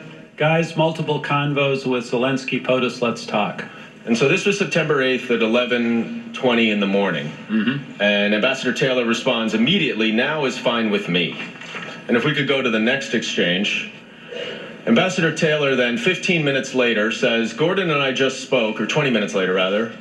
I can brief you if you and Gordon don't connect, speaking to Ambassador Volker. Then Ambassador Taylor an hour later says, the nightmare is they give the interview and don't get the security assistance. The Russians love it and I quit. You would agree that in this text message, after you had spoken an hour earlier with Ambassador Taylor, that he is linking the security assistance to this interview, this public announcement by President Zelensky. Is that right? Absolutely. And in fact, Ambassador Taylor testified that you did have a conversation with him at that point, and that you told him that, just as your text message indicates, you did have a conversation with President Trump prior to that text message. Does that help to refresh your recollection that you, in fact, spoke to President Trump at that time? Again, I don't recall President Trump ever talking to me about any security assistance, ever. What this tells me, refreshing my memory, is that by the 8th of September, it was abundantly clear to everyone that there was a link and that we were discussing the chicken and egg issue of should the Ukrainians go out on a ledge and make the statement that President Trump wanted them to make, and then they still don't get their White House visit and their aid. That would be really bad for our credibility. I think that's what he was referring to. So you do acknowledge you spoke to President Trump as you indicated in that text, right? If I said I did, I did. And that after that conversation, you were still under the impression that the aid was contingent on these public announcements. I did not get that from President Trump, but I was under the impression that absolutely it was contingent. Well, you weren't dissuaded then, right? Because you still thought that the aid was conditioned on the public announcement of the investigations after speaking to President Trump. By September 8th, I was absolutely convinced it was. And President Trump did not dissuade you of that in the conversation that you acknowledge you had with him? I don't ever recall, because that would have changed my entire calculus. If President Trump had told me directly, I'm not... That's not what I'm asking, Ambassador Sondland. I'm just saying, you still believed that the security assistance was conditioned on the investigation after you spoke to President Trump. Yes or no? From a time frame standpoint, yes. Now, Ambassador Taylor also testified that, and Mr. Morrison, both of them testified, that you told them that President Trump said there was no quid pro quo, which you also included in that text message that you referred. But then you went on and they had slight variations as to what you told them. But then you said that to Ambassador Taylor that President Zelensky himself, not the prosecutor general, needed to clear things up in public or there would be a stalemate. And Mr. Morrison recounted something similar. You don't have any reason to doubt that both of their very similar recollections of the conversations they had with you, do you, Ambassador Sondland? Let me break that down, Mr. Goldman. The text, as I said, about the no quid pro quo was my effort to respond to Ambassador Taylor's concerns, to go to President Trump. Apparently, Ambassador Taylor had access to Secretary Pompeo. He did not have access to President Trump. So I made the phone call. I said, what do you want? President Trump responded with what I put in the text. And then I strongly encouraged Ambassador Taylor to take it up with the Secretary. And he responded, I agree, when I said that. As far as the other part of your question relating to whether or not the prosecutor could make the statement or Zelensky could make the statement, I don't recall who told me, whether it was Volker, whether it was Giuliani, or whether it was President Trump. It's got to be Zelensky. It can't be the prosecutor. But that's what I relayed. Whoever I got that information from, I relayed that to, I believe, both Ambassador Taylor and to Mr. Morrison. But as of September 9th, you understood, did you not, that President Trump, either himself or through his agents, required that President Zelensky make a public announcement of the 2 investigations that President Trump cared about in order to get both the White House meeting and to release the security assistance. Is that correct? I believe that is correct. Mr. Chairman, I yield back. That concludes our 45 minutes. I now recognize Mr. Nunes. Oh, okay. Why don't we take a 5 or 10 minute break? Thank you. Well, Gordon Sondland, clearly the man of the hour there, as we are halfway through the questioning, at least the 45-minute sessions, but he dropped a lot of bombshells. Among the things you'll hear quoted, he worked with Giuliani at the express direction of the president. He followed the president's orders. There was a quid pro quo for the White House meeting. I followed the direction of the president. Any number of quotes, Savannah, in which he is clearly, had direct communications with the president, is now implicating the president directly. Well, most importantly, this is somebody who was a Trump supporter who donated to his inaugural and now is telling a dramatically different story than the one he told back in October when he was deposed behind closed doors. And he's now saying that, yes, there was a quid pro quo, as you mentioned, that this notion of a White House visit by President Zelensky that was very important to the Ukrainians was in fact conditioned on these investigations being done into the president's political opponents. And he went pretty far in saying there was a quid pro quo for the security aid as well, saying he came to believe that that security aid was being withheld for one reason and one reason only, waiting for an announcement by the Ukrainians that these investigations would be done. And significantly, he mentioned Mike Pompeo. He basically said everybody was in the loop, that everybody knew what was going on, that the president wanted Giuliani to kind of lead this effort, and you were to take your directions from him, speaking for the president. Absolutely. And we bring in Chuck Todd, Neil Katyal, both watching the testimony with us. How does this strike you, Chuck? I mean, now we've had a few days of testimony, and this is in some ways the culmination of it, because Sondland had been mentioned in so much of the witness testimony at the very heart and the center of these matters. Just the substance of the case, the Democrats said that this is what happened, and all of their witnesses continue to reinforce what happened, that there was a quid pro quo attached to the security assistance, this presidential meeting, and every witness they brought forward has only added to the case, brick by brick. It's only done it.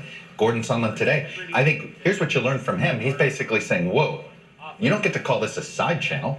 I didn't think it was a side channel. I was talking with the President of the United States. I was talking with the Secretary of State. I was putting everybody. It is clear he's basically saying, you don't get to throw this off on me and Rudy as some sort of side drug deal.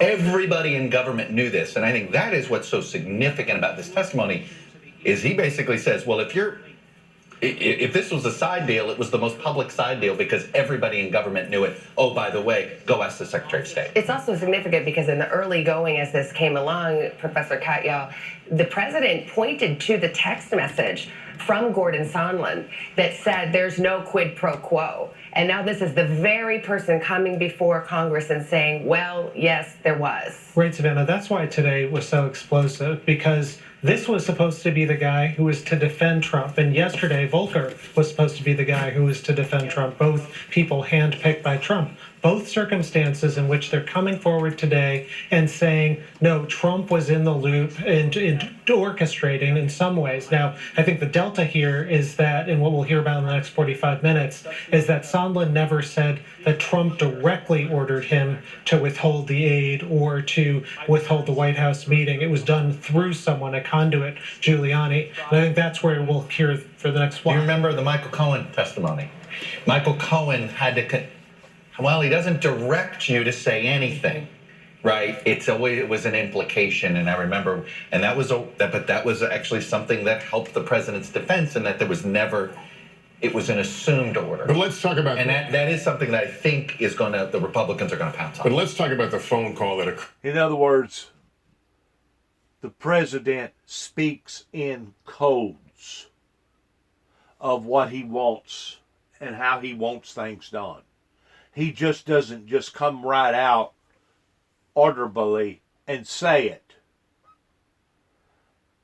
Now, that is a strange demeanor of one's approach towards being able to do that. And I don't know very many people that can do that other than mind over control, hypnotist, people that's got that kind of quality or gift about them that can do something like that. I done forgot now where that originally come from. I think the Hindus has something to do with tapping in with that type of atmosphere. It's remarkable that now we're picking up on other areas that are verifying these types of talents or gifts or whatever word you want to use, that our president has these type of abilities to do.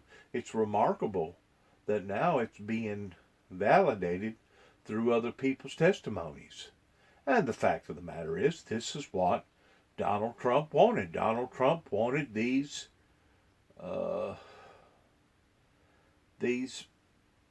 aids to be withheld until there was a public announcement of an investigation.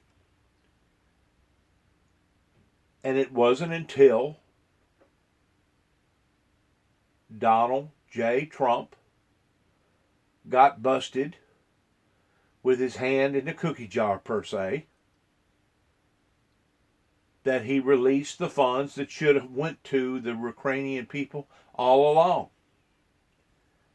So yes, there was if you do this, I'll do that. Pro quo. A quick pro quo. Abuse of power. Because those funds was not supposed to be deviated in that type of way. Actually, he was strong-arming the new president of the Ukrainian government by using this type of tactic in doing this. Heard on the 26th. He's in Ukraine. Sondland is on the phone with the president. It's overheard, the president checking into the investigation. He's very careful on how he answers those questions. And in as much as, yes, the call occurred, if that's what they said, but he's not pinned down. Yeah, and as a lawyer, I see what's going on there. That is a highly scripted set of answers.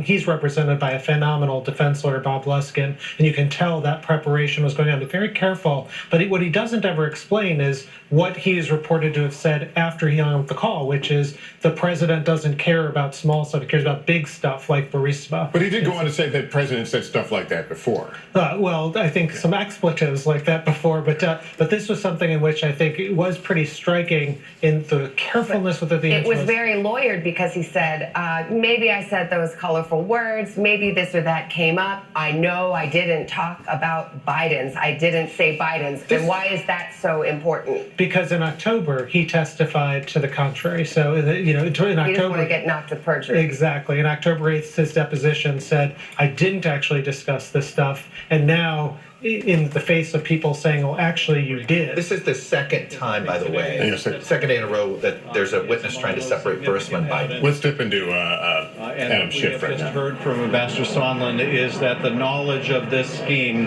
this conditioning of the White House meeting, of the security assistance to get the deliverable the president wanted, these two political investigations that he believed would help his reelection campaign, was a basic quid pro quo.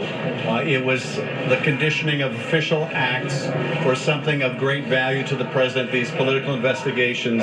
It goes right to the heart of the issue of bribery, as well as other potential high crimes or misdemeanors. But we also have heard for the first time that knowledge of this scheme was pervasive. The Secretary of State was aware of it. The acting Chief of Staff Mulvaney was aware of it. And of course, at the very top, Donald Trump, through his personal lawyer and others, was implementing it. And so this, I think, only goes to underscore just how significant the president's obstruction of this investigation has been. We now can see the veneer has been torn away, just why Secretary Pompeo and President Donald Trump do not want any of these documents provided to Congress, because apparently they show, as Ambassador Sondland has testified, that the knowledge of this scheme to condition official acts, a White House meeting, and $400 million in security assistance to an ally at war with Russia was conditioned on political favors the president wanted for his reelection. So I think a very important moment in the history of this inquiry. Adam Schiff, the chairman of the Intelligence Committee, who's presiding over these hearings of the last few days, weighing in. Chuck, you were just making a point about some of this testimony. Well, it's interesting. 2 days in a row now, Volker said the same thing that Sondland is. They're trying to deny they didn't understand that Burisma was code for Biden. And it's interesting. Volker went on and on yesterday I didn't know. Obviously now I do. Sondland did the same thing. Neil, I asked you about that. You said, are these witnesses listening to each other, or did they seem? It almost seemed as if they talked, because they're both agreeing, oh, we didn't know Burisma and Biden were synonymous. Yeah, I mean, the testimony today is in a dynamic environment. So Sondland is following the testimony yesterday by Volker, listening. And, one of the things that happens is that a future witness will tailor their testimony to a previous one. Here, actually, the word tailor is important because Sondland and Taylor had a text exchange on September, I think it was 9th, and in which Ambassador Taylor asked Sondland, is this about a political campaign? I can't believe we're withholding the for a political campaign, to Sondland. So Sondland's explanation now, which is, I didn't understand that Burisma was code for Biden or something, is a little too cute by half. Isn't it reasonable to say that, if you don't know it's for Biden, you would want to know, well, why is this so important as president? 2016 is important, I get that. So what is Burisma, and why is the president using that as something that's so critical to this White House meeting? Absolutely, Lester. I mean, either this is the most uncurious ambassador in charge of, de facto. Not the only uncurious person. Both Volker and Sondland would both have to be uncurious. Exactly. Here. Yeah. Let's bring in Richard Engel right now, our chief foreign correspondent, who spent a lot of time in Ukraine talking to some of the key players here. Explain Burisma to us as clearly and succinctly as you can, and why that Biden's name might not be associated with that initially. I think it would be associated with that. Anyone who knew that President Trump wanted to look into Burisma, there's only one reason why he would want to look into Burisma, and it is because of the connection to Hunter Biden. So it is not plausible to think that that Sondland is meeting with Rudy Giuliani, who all day long was talking about Hunter Biden and Burisma, and suddenly Sondland doesn't know that there is a connection between the two. What happened with Burisma is Burisma was an oil and gas company. It had a long corrupt history. It was associated with the previous regime before Ukraine had its revolution. And so Ukraine went through an important transition over the last several years. It was a Russian country. It was a pro-Russian satellite, if you will, and it was firmly in the Kremlin's orbit. And then when they had the revolution in 2014, while all of us were in Sochi watching the Olympic Games, suddenly there was a shift and the country became pro-American. And there was a massive change in the political culture there. So Burisma wants to clean up its act. It wants to find a new patron, so to speak. So this company, which had Russian patronage and protection from pro-Russian camp, suddenly decides that it needs to change its board around. And that is when Burisma starts to go around and looked for protection, and they brought Hunter Biden on. They paid him tens of thousands of dollars a month because they thought, okay, now this is becoming a pro-American country. We better find some people who are politically connected and can provide cover to this company. And this is from reporting I've had with numerous sources about Burisma and why it hired Hunter Biden to be on the board. No allegations that Joe Biden or Hunter Biden engaged in any illegal activity, but they were put on the board after this political transition in order to give Burisma some top cover, some political cover, which is a common practice throughout the world, but particularly in Russia and former Soviet states. The company moves on. Hunter Biden eventually leaves, but to go back and which is what the whole thing is, that Giuliani wanted to go back and look at Burisma and look at this Hunter Biden connection. It seems implausible that Sondland and others would not have known about the Hunter Biden connection. Just to be the devil's advocate, could they have thought to themselves, maybe this is just one of a number of companies in Ukraine that have had corruption problems, and that was what the investigation was about? So that President Trump just wanted to look into one particular privately held gas company in Ukraine because he was particularly interested in fighting corruption. It's possible, but when you look at what Giuliani was focusing on how he was often talking about Hunter Biden, often talking about Burisma, I think it was pretty clear to anyone that was the focus. And by the way, when Hunter Biden first joined the board of Burisma and this political transition was taking place after 2014, it was talked about in the United States. There are press conferences that were held in the U.S. in which people raised the question, are there concerns that the vice president has that his son Hunter was put on this board of a let's call it controversial company? I was going to say the State Department official George Kent just last week said he was at State at that time and raised questions about the propriety. Not that there was something that actually had happened with Hunter Biden, but he questioned whether or not there was an appearance of a conflict. Can we single something else out that Sondland kept doing?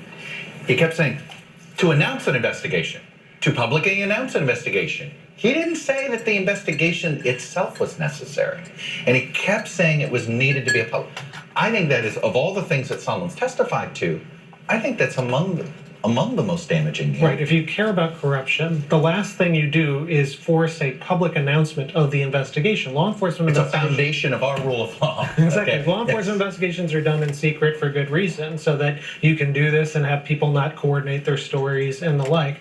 And what Sondland testified to, he said this is only about the announcement. It didn't even matter whether Ukraine actually carried it out. But he did note that sometimes in the past, Ukrainians have said they're going to do something privately and then didn't follow through. Absolutely, but I still think it's very telling that what they asked for here at the end of the day was not as much the investigation, but the announcement. It was The headline. And again, that to me gives away the ball. Well, and back to Richard's point about, I asked the question, devil's advocate, could it just be about an investigation into corruption? I mean, Ukraine has a history of corruption. Actually, Marie Yovanovitch was one of the anti-corruption crusaders.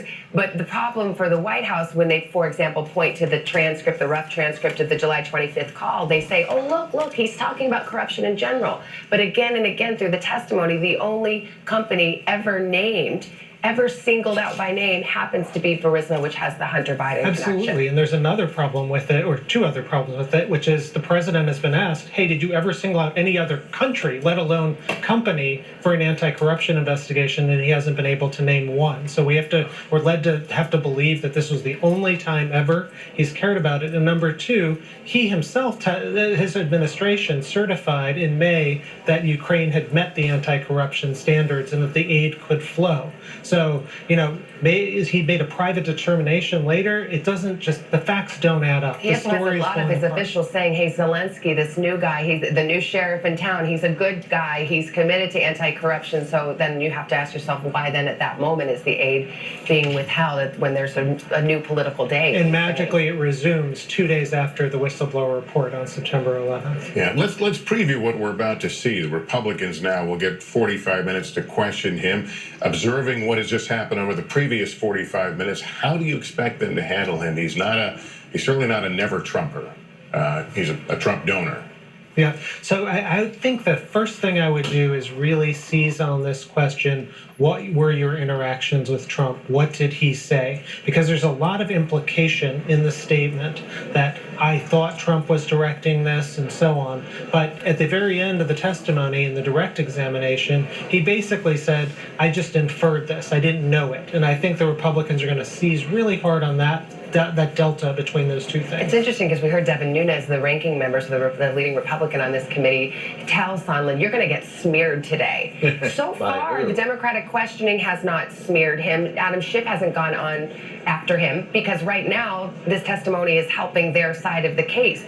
Will Republicans want to go after Sondland for his shifting stories? There's no question he has changed his story repeatedly. Well, he has, and he has provided. The question I have is, do they go after Sondland or do they take Sondland's offering? Sondland has offered them somebody to throw on the roaster here. It's Rudy. I didn't want to work with Rudy. Nobody wanted to work with Rudy. The president told us we had to work with Rudy. Will the Republican defenders of the president decide, well, we can't defend the president's actions here. Rudy's the one that went off the reservation. He went rogue. Rudy's the one that went rogue. Rudy was feeding bad information.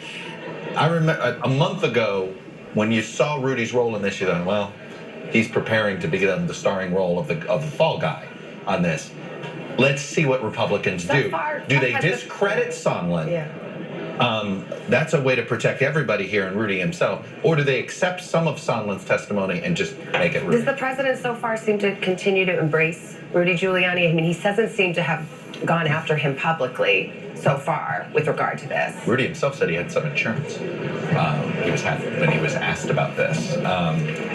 I assume the president's being very careful here. I think he continues to embrace Rudy. I think he's got a lot to worry about with Rudy. And Chuck, I would think it's a pretty high stakes game for the Republicans to go and attack Rudy because Rudy's probably got receipts on the president.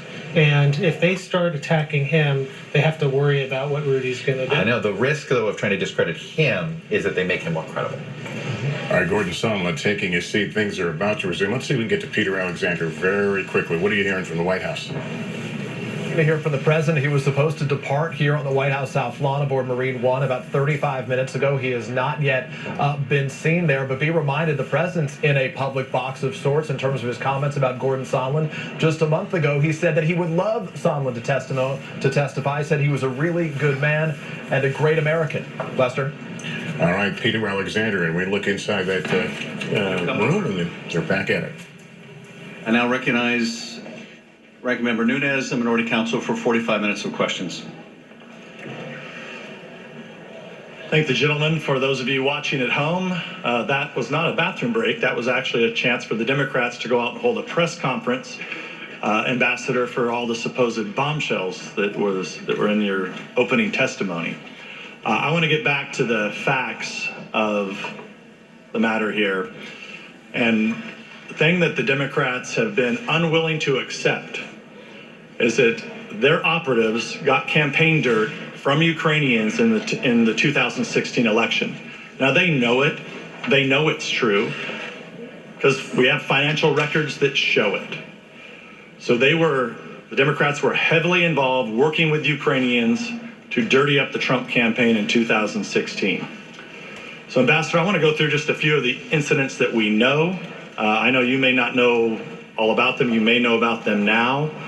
But I want to walk through some of those examples of why the president may be very upset with Ukraine and think that they're a country that's out to get him, as I think both you've said that and Ambassador Volker have said that from that May 23rd meeting. The first question I have is, were you aware of the anti-Trump efforts by DNC operative Alexandra Chalupa? I'm not aware of it.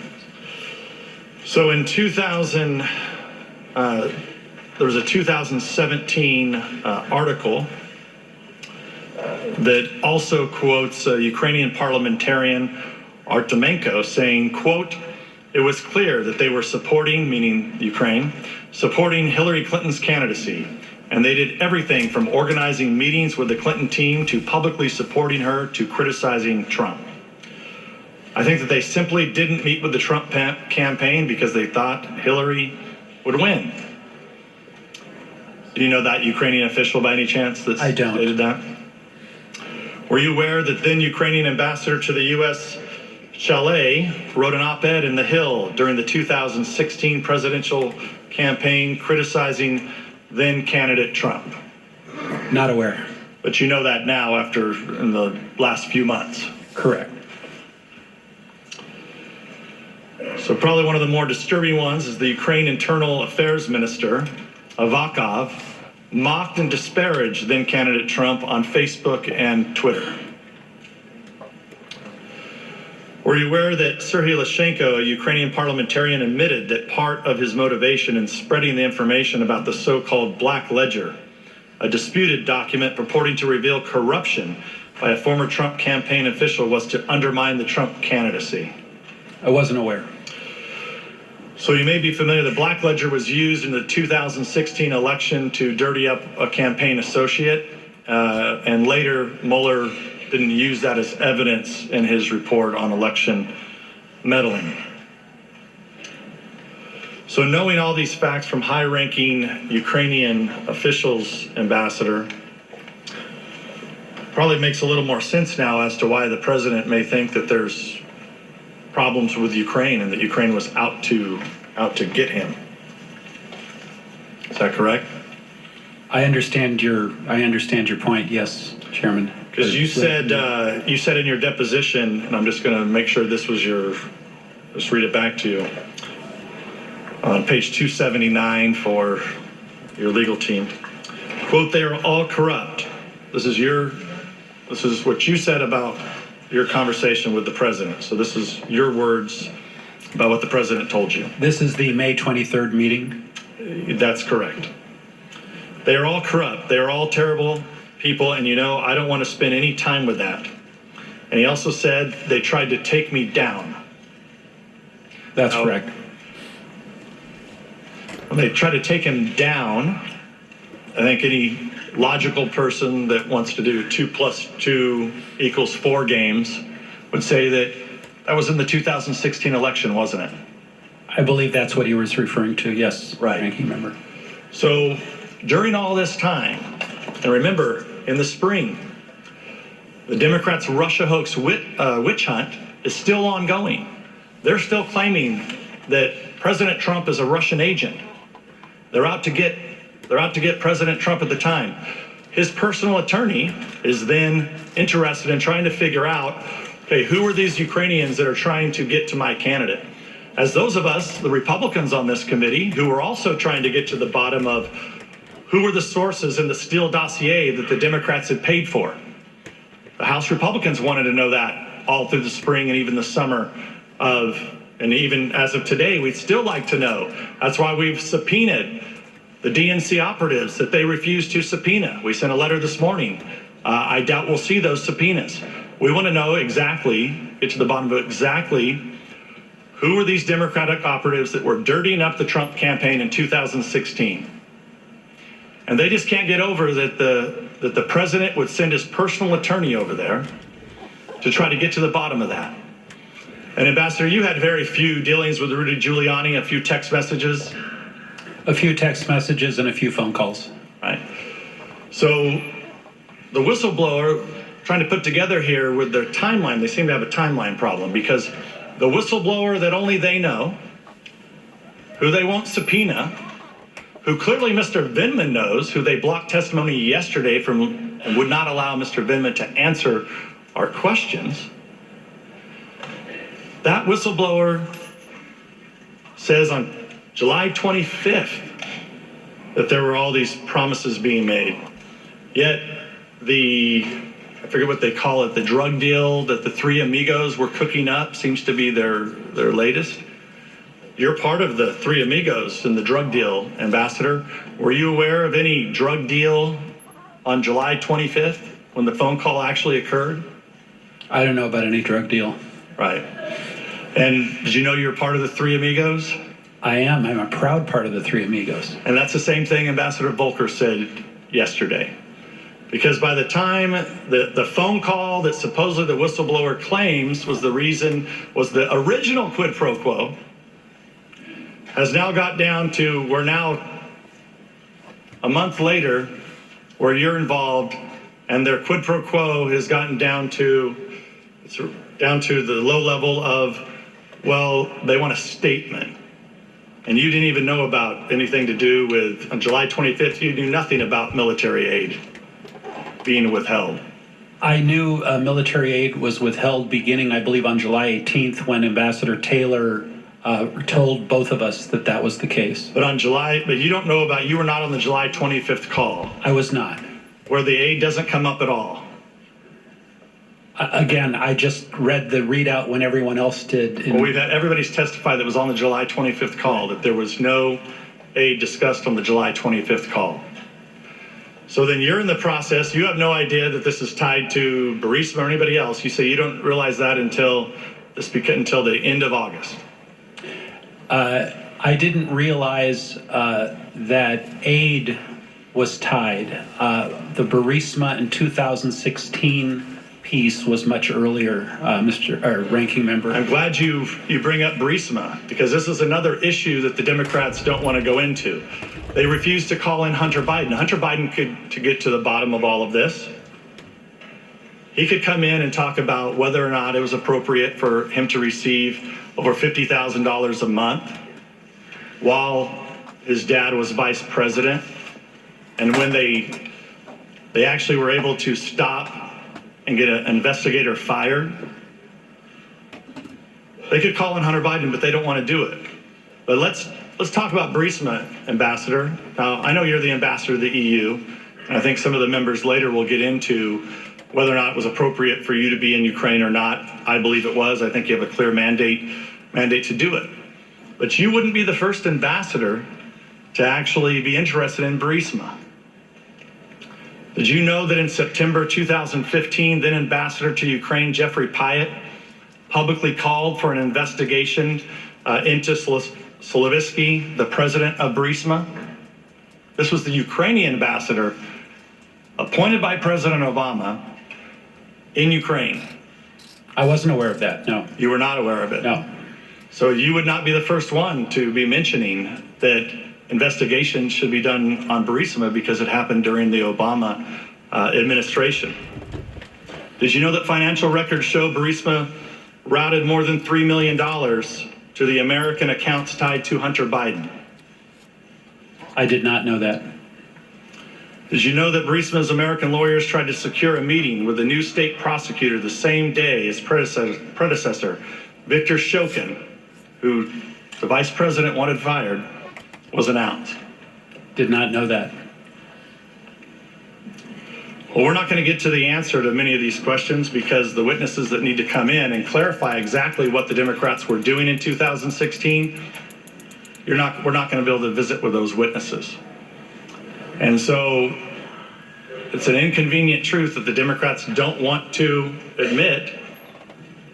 They're operatives that were dirtying up the Trump campaign using Ukrainian sources in 2016, and they do not want us to get to the bottom of it.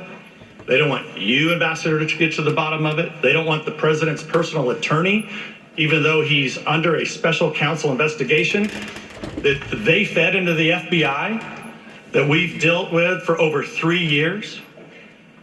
They don't want to get to the bottom of that. It sounds to me like if the accusations of what this fella is talking about, now I'm looking at this from all the other information that I've already done heard. If it is true, going all the way back into Obama's administration, this has turned into a honey hole.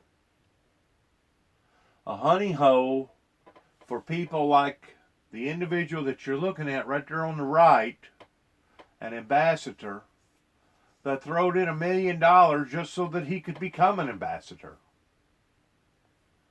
Now, by and large, I'm not that smart whenever it comes to business, because I'm pretty sure if I would have already been able to have cycled the windmill ministry into a conglomerate business similar to other big conglomerate ministries that are known all over the world. I'm just going to use Joel Osteen for an example. You know, obviously, I'm not that savvy when it comes to being a business associate. But I am smart enough to know that anytime someone makes an investment, ordinarily they expect an investment back. They're not just going to throw money into a hole, a pit per se, a money pit, just to be throwing money into it for the fun of throwing money into a pit. Ordinarily, whenever they throw money into a pit, they're expecting something back. Now, I'm not going to go as far as saying that this particular ambassador had wrong motives in thinking that he, being in the position of being an ambassador, was going to be able to turn all this around to the point that he himself become profitable in some of the practices that was being dealt with between the United States and the Ukrainians.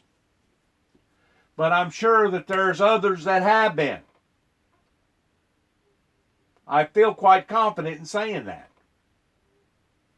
And it sounds to me like it turned into a honey hole, to the point that it was just an area to where you had a bunch of savages, a bunch of vultures swarming around,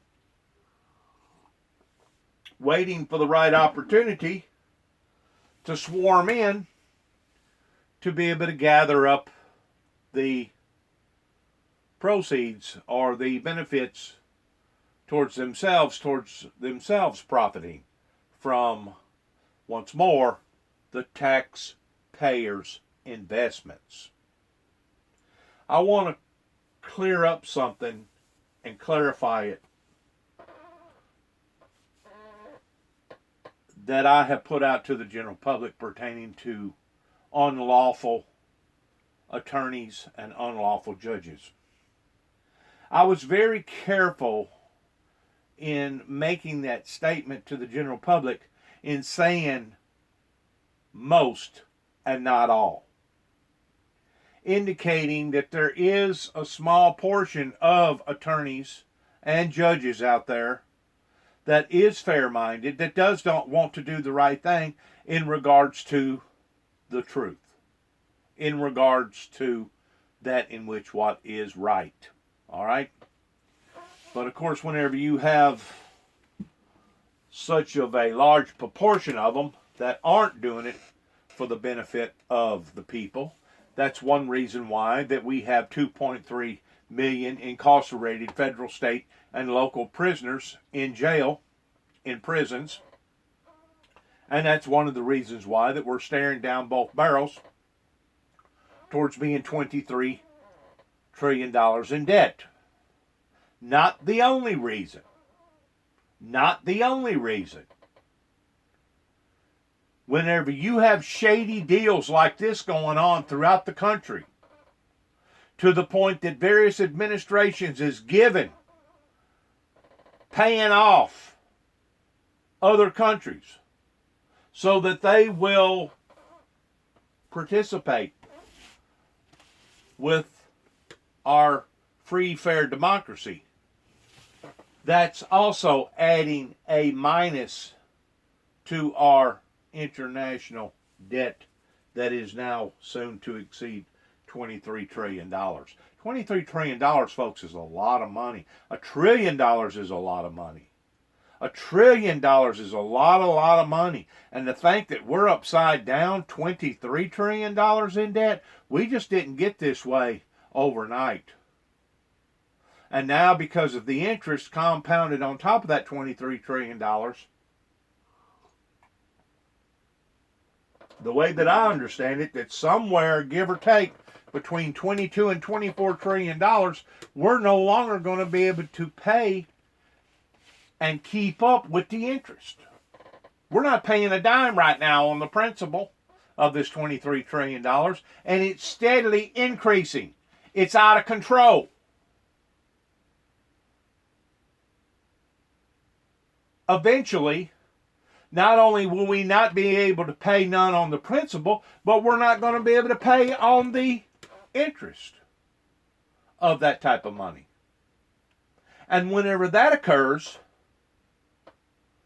that will be when we'll see our 4-star credit rating that has dwindled down from a 5-star rating to a 4-star rating.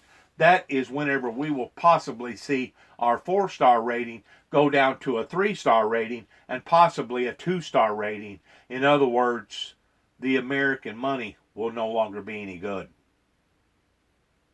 And I've heard this from other countries that called our money no good.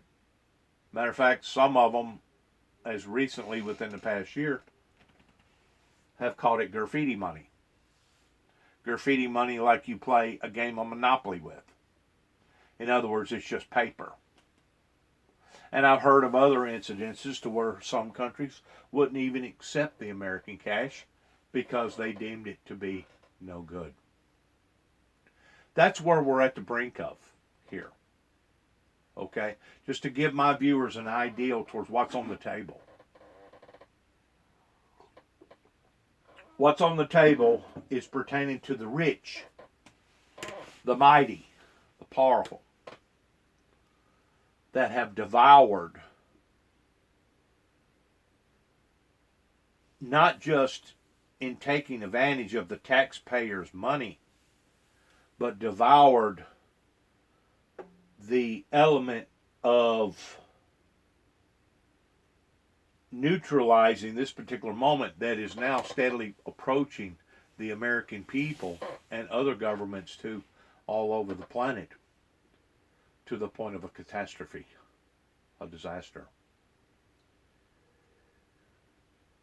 Like I said, since this has all been brought out the way that it's been brought out, going all the way back into the Obama era, which was in the era of 2014. And this isn't the only country that we're throwing money at towards trying to either help, aid, or get them to persuade in our type of free, fair democracy. This isn't the only country that we're doing this with. This is just the one that got caught red-handed towards the illegitimacies that has been going on. As I stated before, whenever we first started the nanny boo-boo hearings, in the very beginning, that there was a possibility that both could be at fault. Not only Donald Trump, in him restraining aid to the Ukrainians for 45 days, or give or take around 45 days, before he got busted, using that for a platform to benefit his own political advantages, his own political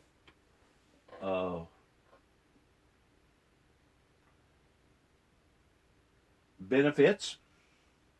But it's a possibility that there was some sort of misguided money funds that went to the Bidens and his son that was obtaining something like $50,000 or $60,000 a month just because he was at the right place at the right time with the right people. This is deep, and it's pertaining to people wanting to take advantage of our goodwill. It's really sad. We have reached a sad, pivotal point in history towards what and how our government affairs have been running like and running towards for the past 25 or 30 years that has jeopardized not so much my future, because I'm soon to be 59 years old come March, and I can look and see where I have pretty much so done lived out the majority of my good years. Now,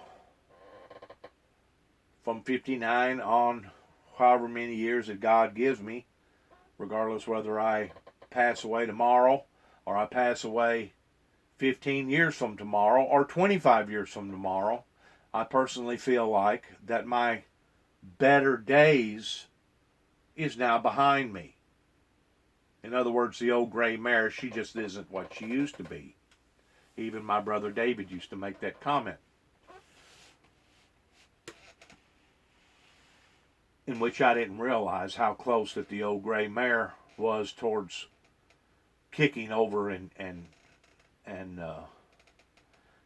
becoming diminished up until my brother actually passed away at the age of 51.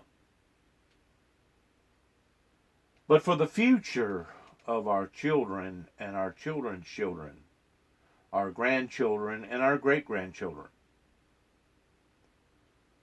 a great travesty has been committed towards jeopardizing their opportunities with this $23 trillion and 2.3 incarcerated federal, state, and local prisoners in jail. Their future has been jeopardized on account of illegitimacy programs that have been run the very way that this man on the left-hand side is talking about towards it being run. And that's the part that is sad to the lawful, clean, uppity-up citizens of America, because you do have a certain amount of people that is legitimate, that is honest, that does try to do the right thing. Regardless whether they're powerful, regardless whether they're rich, regardless whether they're smart, regardless whether they're raised up on one side of the railroad tracks or the other, you do have a certain amount of people in America that isn't a bunch of scoundrels. And that's exactly what it's beginning to sound more and more like, is a bunch of scoundrels that found a honey hole to dive off into so that they could better their own interest in one form or another. Whether or not it was in the form of a financial form or the form of a political form, it sounds to me like that it's turned into a honey hole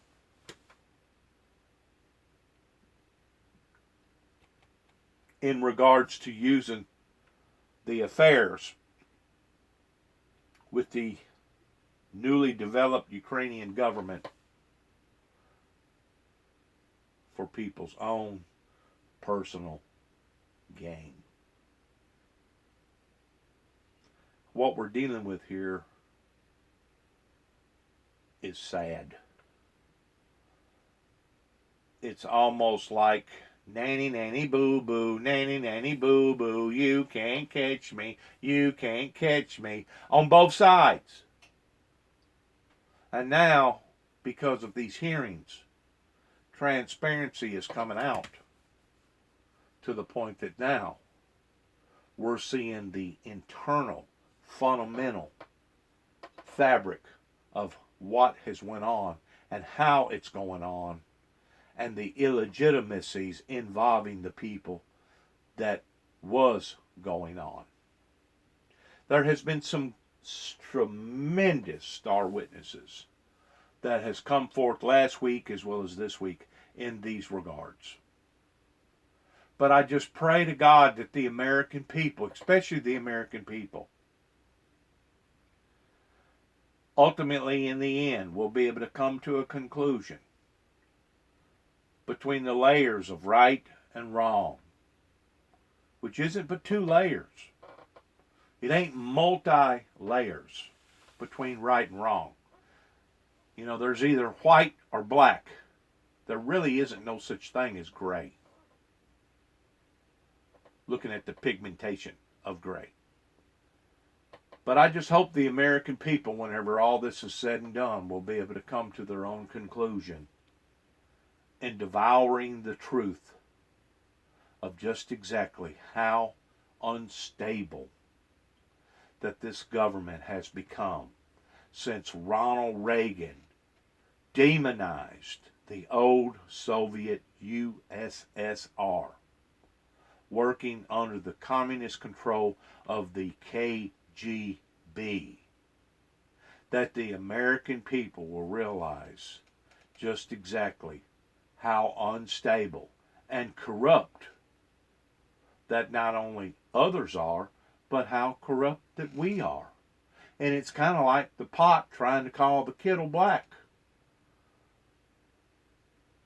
The kettle sitting on the stove, and it knows it's black. But the pot still wants to put itself above the kettle in saying, no, no, no, I'm not black. You're the one that's black. Well, ultimately, in the end, you know who's black? Both of them are black. The pot is trying to accuse the kettle of it being black, and the whole time the kettle was right towards the pot being black too as well. That is what it sounds to me like. This is my interpretation of what I'm hearing today, putting 2 plus 2 together, using that type of analogy, that it sounds to me like that this has turned into a honey hole.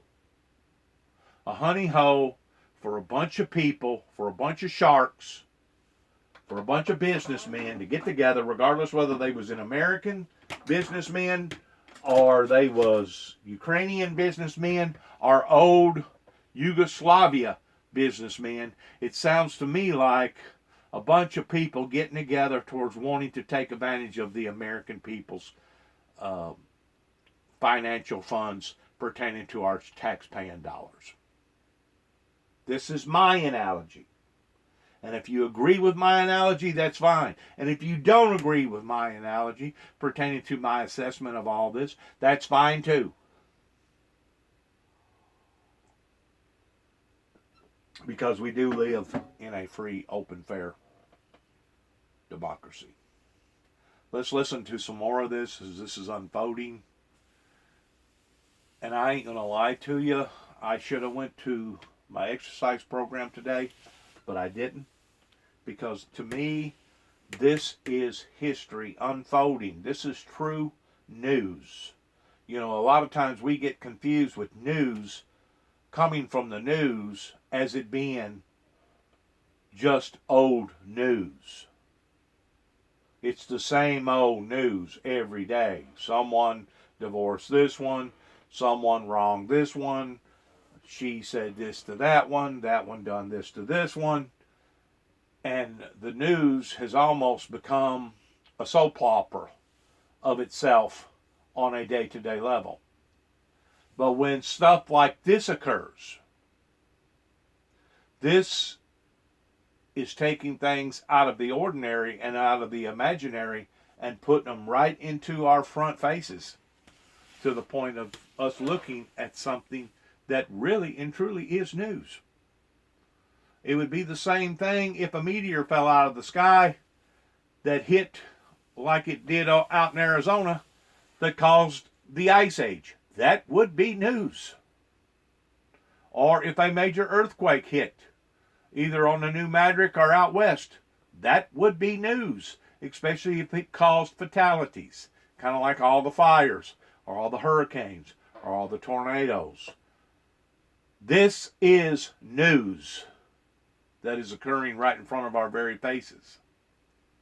And to me, it was worth jeopardizing my exercise class over towards me being able to document this historically, because my testimony, the founder of the Windmill Ministries, goes back into this era, into the Ronald Reagan era of convincing the superpowers, not just one particular country, but all of them, that the world was going to end the way that the Bible had predicted for it to end, and that the opening of the first seal had begun.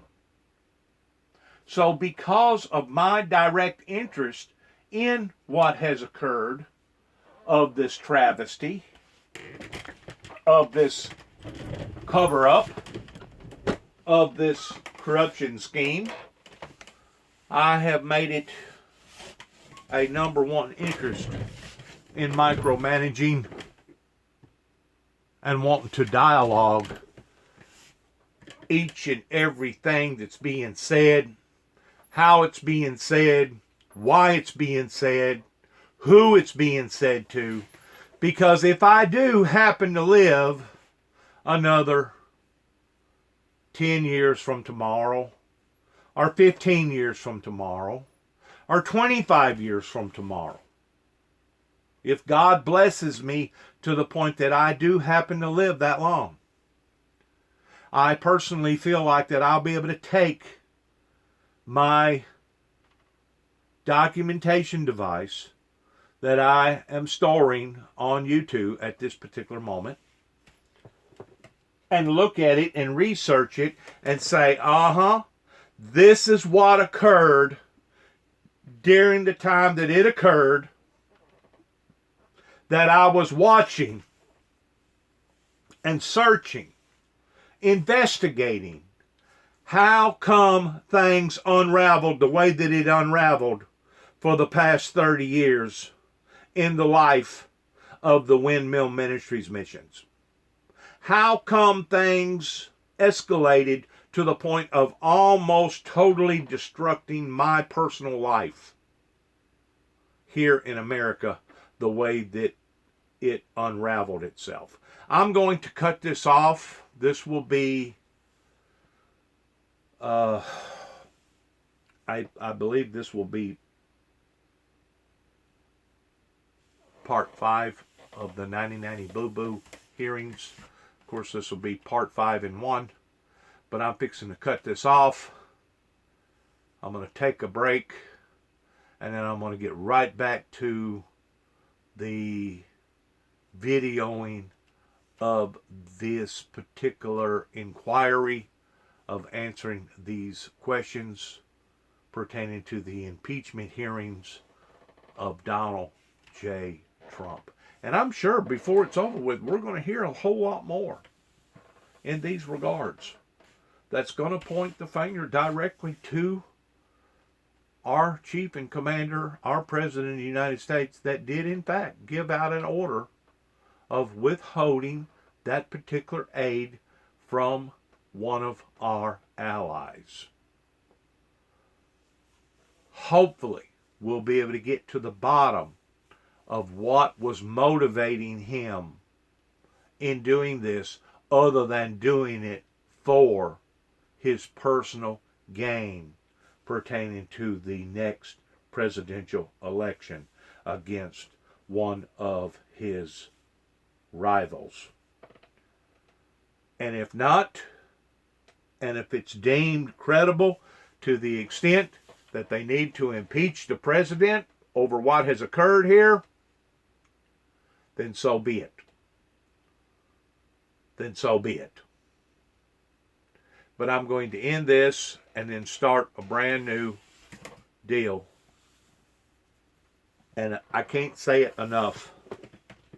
Good luck to all of us, especially those who are seeking a true, righteous, right form of relationship with not only ourselves, but most importantly, with the Maker up in the heavens pertaining to God Almighty.